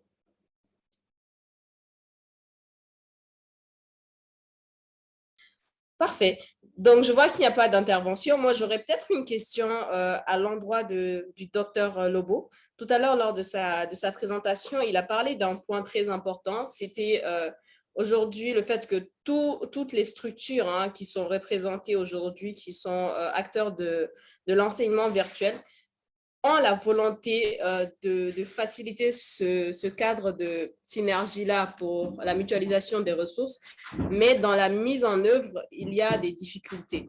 Maintenant, à vous et ainsi qu'à ceux qui nous suivent, quelles sont les pistes de solutions que vous proposez à cette problématique-là? D'accord, merci beaucoup, Awa. Les pistes de solutions que je vois, en fait, c'est d'abord en parler. D'abord, en parler, ça permet de briser la glace. Ça permet de lever toute hypocrisie, en fait. Si on en parle, déjà, ce n'est plus un tabou. Voilà, je sais que j'ai cette difficulté au niveau de l'UBCI avec UBS, j'ai cette difficulté avec UVM, avec UVG. Donc, quand on en parle déjà, en parler déjà, c'est d'abord un premier élément. Deuxièmement, c'est pouvoir garder les points focaux. Garder les points focaux. Je veux dire, moi, à l'Université de Côte d'Ivoire, je suis le point focal, l'un des principaux points focaux qui échangent avec l'UBS, avec Al-Fatia, l'UBS, avec Mamadou et puis les autres, Yann, quelques rares fois. Mais je dis que quand on a des points focaux, ça permet encore de garder la chose, de garder un peu cette envie de résoudre le problème. Et puis, troisièmement, il faudrait aller maintenant au-delà de ces points focaux, bien de fait d'en parler, mais c'est organiser des réunions qui vont permettre de définir un programme de travail, de mise en œuvre d'un travail consensuel, c'est-à-dire UVM, UVS, UVG. On décide, on convient d'une rencontre. À la faveur de cette rencontre, par exemple, organisée par le réseau ITOM, on décide de se rencontrer, on échange aussi personnellement de mail à mail, voir comment est-ce qu'on peut rattraper le tir, parce que ce n'est pas encore perdu. Si on se lasse d'en parler, si on se lasse de soulever vraiment ce frein-là, je pense que c'est parti pour ne devenir rien.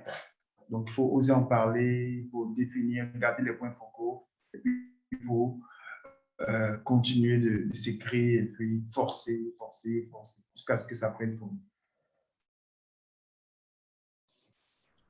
Merci beaucoup, Dr. Lobo. Je pense que c'est, comme vous l'avez dit, c'est important d'en parler. Vous avez tous des emplois du temps très chargés, comme dit l'expression des emplois de temps de ministre.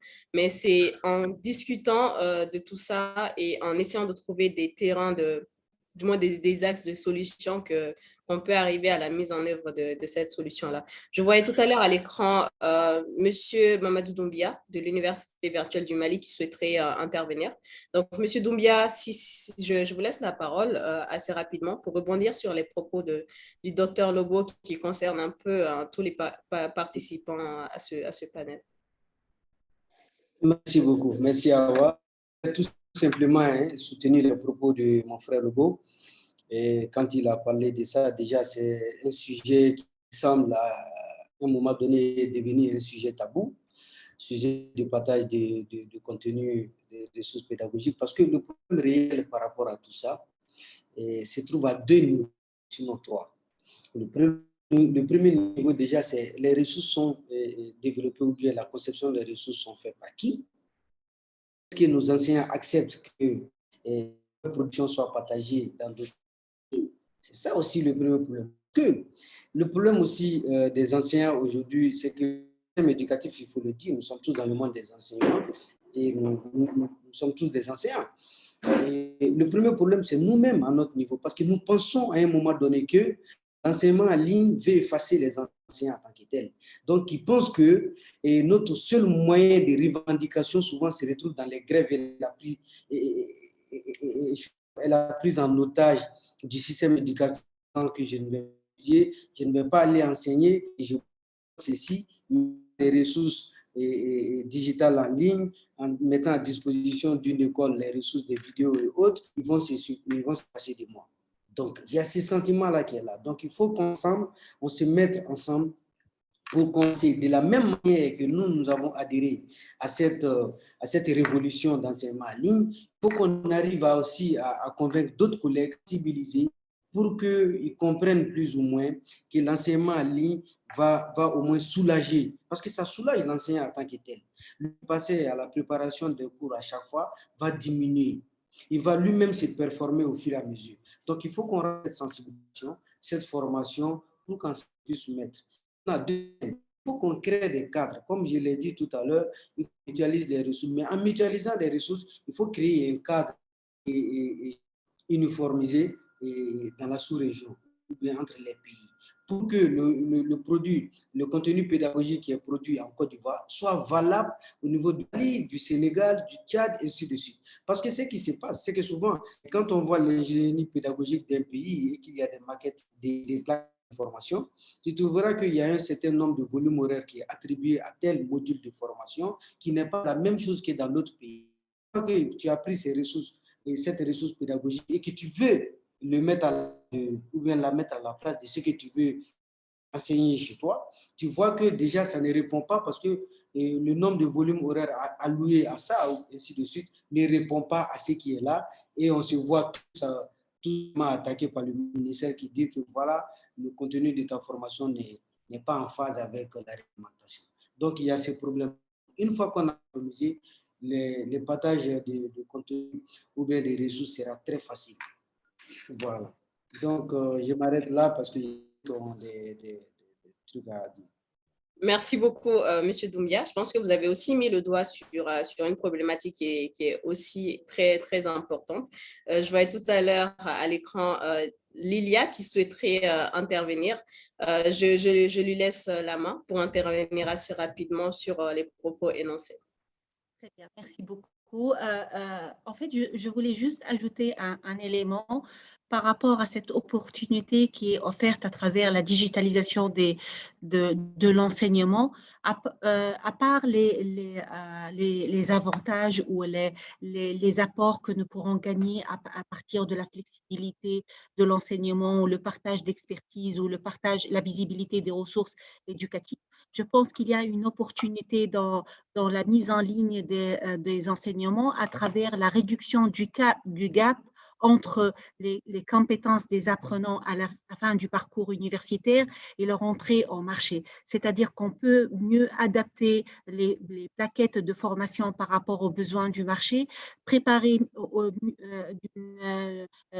mieux les apprenants à leur future carrière professionnelle, leur faire acquérir des compétences digitales qui sont de plus en plus demandées par le marché du travail. Nous avons constaté pendant cette pandémie que beaucoup d'entreprises ont basculé dans le télétravail. Et maintenant, maintenant nos apprenants vont de plus en plus être dans des logiques d'enseignement en ligne, je pense qu'ils sont beaucoup plus prêts à des postes qui nécessitent ce télétravail. Voilà. Merci beaucoup de m'avoir donné la parole. Merci infiniment, Lilia, pour cette intervention très pertinente. Moi, j'aimerais bien entendre le docteur Massata Ndiaye sur la question, parce que tout à l'heure, lors de son intervention, elle a fait preuve de beaucoup de technicité en parlant de méthodes agiles à appliquer dans le contexte de l'enseignement virtuel supérieur. Je pense que dans son intervention, elle a touché à des points techniques qui peuvent aller dans le cas de la résolution de ces différentes problématiques énoncées. Donc, Dr. Jai, je ne sais pas si vous avez des retours sur tout ce qui vient d'être dit.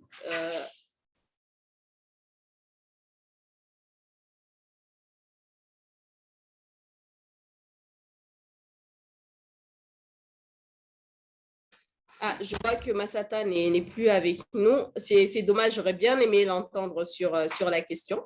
Donc, je pense qu'on va poursuivre avec les différents propos qui ont été énoncés.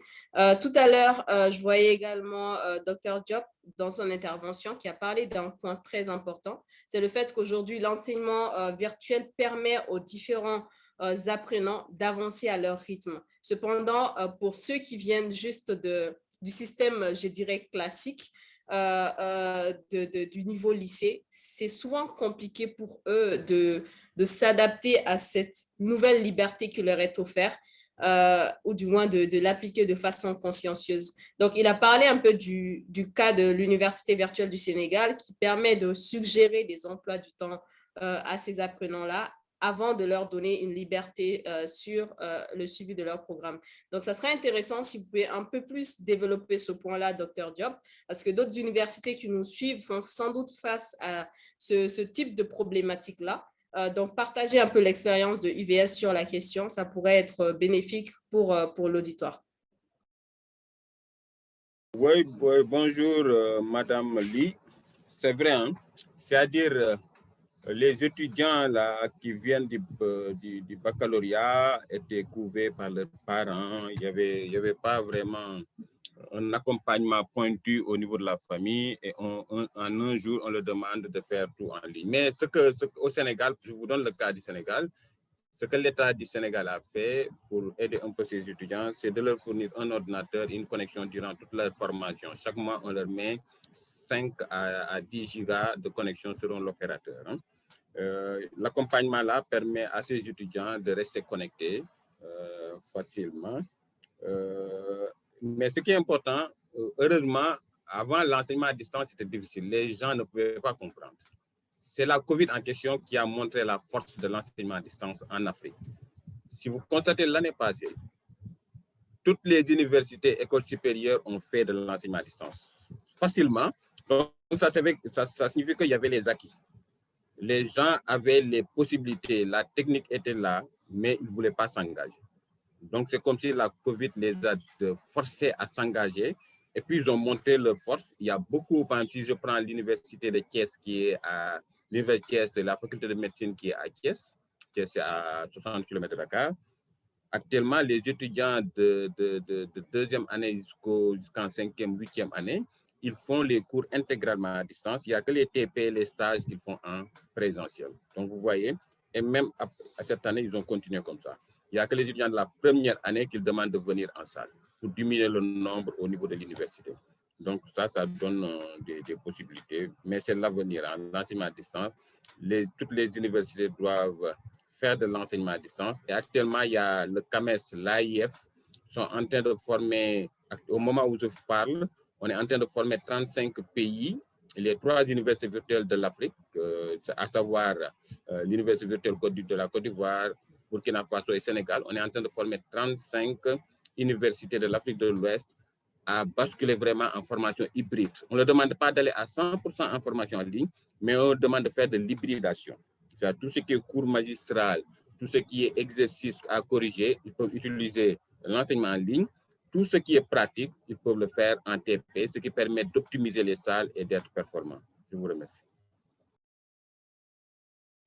Merci infiniment, Dr. Diop, d'avoir partagé cette expérience-là et cette expertise de l'université virtuelle. Je pense que ça permettrait à ceux qui nous suivent d'en tirer de bonnes leçons. C'est un exemple à suivre. Hein.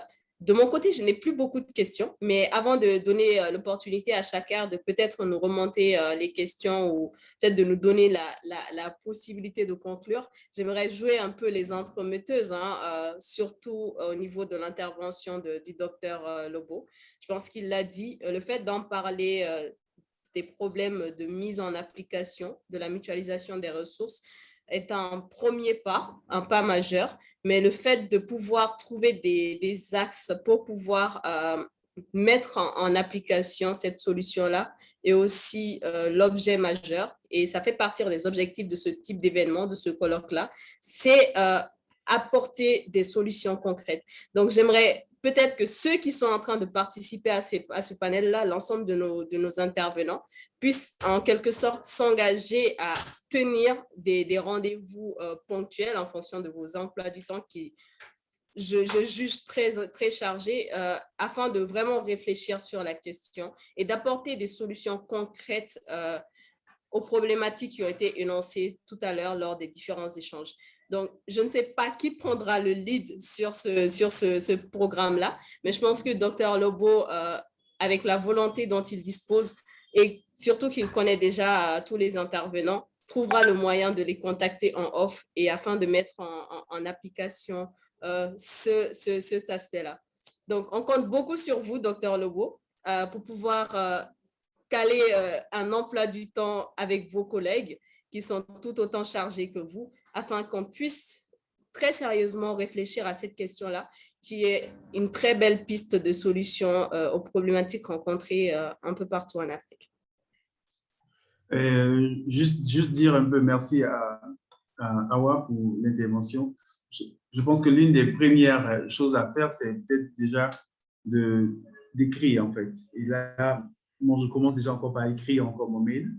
En écrivant les mails des uns des autres, ça permet aux uns aux autres de savoir, en fait, de quoi il s'agit. Et puis, bon, celui qui a parlé, pour ne pas que je me jette, celui-là a dit que ceci, qui était-ce? Donc, déjà, mon mail est là, il est disponible. Donc, si de fil en aiguille, les uns les autres déposent leur email, ça permettra à quelqu'un qui n'a pas le mail, même un participant à ce panel-là, de voir voici les mails des participants et puis commencer la conversation déjà. Merci. Mais je prends l'engagement effectivement d'écrire à Mamadou, à Yann, à Massata, à notre dame de la Tunisie aussi, pour pouvoir poursuivre cela. Engagement pris. Merci infiniment, Dr Lobo. Alors, tout à l'heure, je rappelle qu'il nous reste encore 10 minutes avant de conclure ce panel. Je voyais dans les questions-réponses une intervention de M. Marcelin Dabo qui souhaiterait échanger avec nos panélistes. Je lui laisse 2 petites minutes afin de s'adresser à l'auditoire, s'il est toujours avec nous. Monsieur Marcelin, je vous laisse la parole.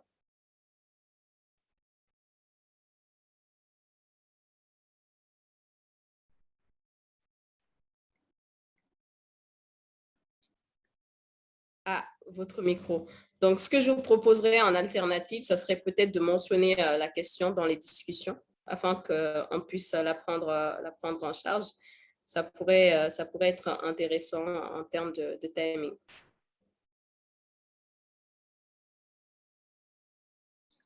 Parfait. Donc, entre-temps, avant de recevoir la question de M. Marcelin, avec le peu de temps qui nous reste, chacun, je ne sais pas si de votre côté, vous avez quelques questions à nous remonter. Sinon, on pourrait déjà conclure et laisser la possibilité au programme de poursuivre son cours. Donc, chacun, je vous laisse la parole pour voir si vous avez des questions. Merci Awa, pour notre belle modératrice. Merci à vous tous et pour toutes ces présentations constructives. Le plus important pour moi et pour ce colloque, c'est ce réseau, c'est le renforcement de ce réseau. Et peut-être le bien à la fin de ce colloque, c'est qu'il y a un engagement auprès de cher ami Clément. D'accord? Donc, merci à vous tous. Je vous invite aussi à nous suivre dans les panels qui restent, mais aussi on a une conférence à 17h concernant, bien intitulée de l'industrie 4.0 à la Smart Society 5.0, qui sera animée par l'expert brésilien Philippe Cassapo. Donc, merci à vous tous. Et je ne sais pas si vous avez des remarques, je ne sais pas. Mais merci vraiment tous les panélistes et tous les participants. Merci Awa, encore une fois. Merci beaucoup, Chaker. Je pense que comme il l'a dit, ça serait intéressant si on peut suivre l'ensemble du programme de ce colloque qui est très enrichissant, que ce soit des questions sur lesquelles on intervient ou pas. C'est aussi ça l'intérêt de ce type d'événement. Moi, j'aimerais du fond du cœur remercier tous nos intervenants parce que j'en ai appris des choses aujourd'hui et surtout, ça permet d'avoir de la lumière sur beaucoup de problématiques auxquelles on fait face dans nos différents coins. Et à travers les différents partages qui ont eu lieu, d'en tirer les bons enseignements qui peuvent être appliqués dans nos contextes. Donc, merci beaucoup à vous. Merci infiniment du temps accordé et de la brillance des interventions qui ont eu lieu. Et au plaisir de vous revoir autour de d'autres tables rondes.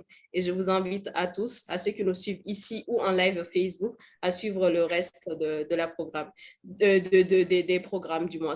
Donc, chacun, je vous laisse l'antenne et à l'équipe d'organisation. Merci infiniment à tous. Merci. Et je suis très, très content et fier d'être membre et vice-président de Cluster Digital Africa.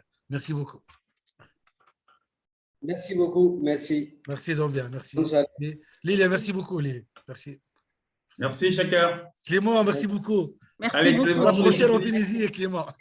Voilà. Au revoir. Merci. Merci. Lilia, tu m'écris en inbox, s'il te plaît. Lilia, tu m'écris? Oui. Comment? J'ai écrit mon mail. Ah, ok. Ok, d'accord. Merci, Lilia. Chacun. Merci. Au Merci revoir, à merci vous. beaucoup. Au Très revoir. bientôt. Lilia, merci. Merci. Au revoir. Au revoir. À demain. Je n'ai pas participé. Ok. Désolée. Demain. Oh, Asidatou. Ah, j'ai pas vu. Venez me voir. Comment allez-vous? Oui, je vais bien chez vous. Ça va très bien, très bien. Merci, va. merci. Merci beaucoup. Ok. À très bientôt, à très bientôt. Oui, à très bientôt. Merci beaucoup. Merci beaucoup. Au revoir.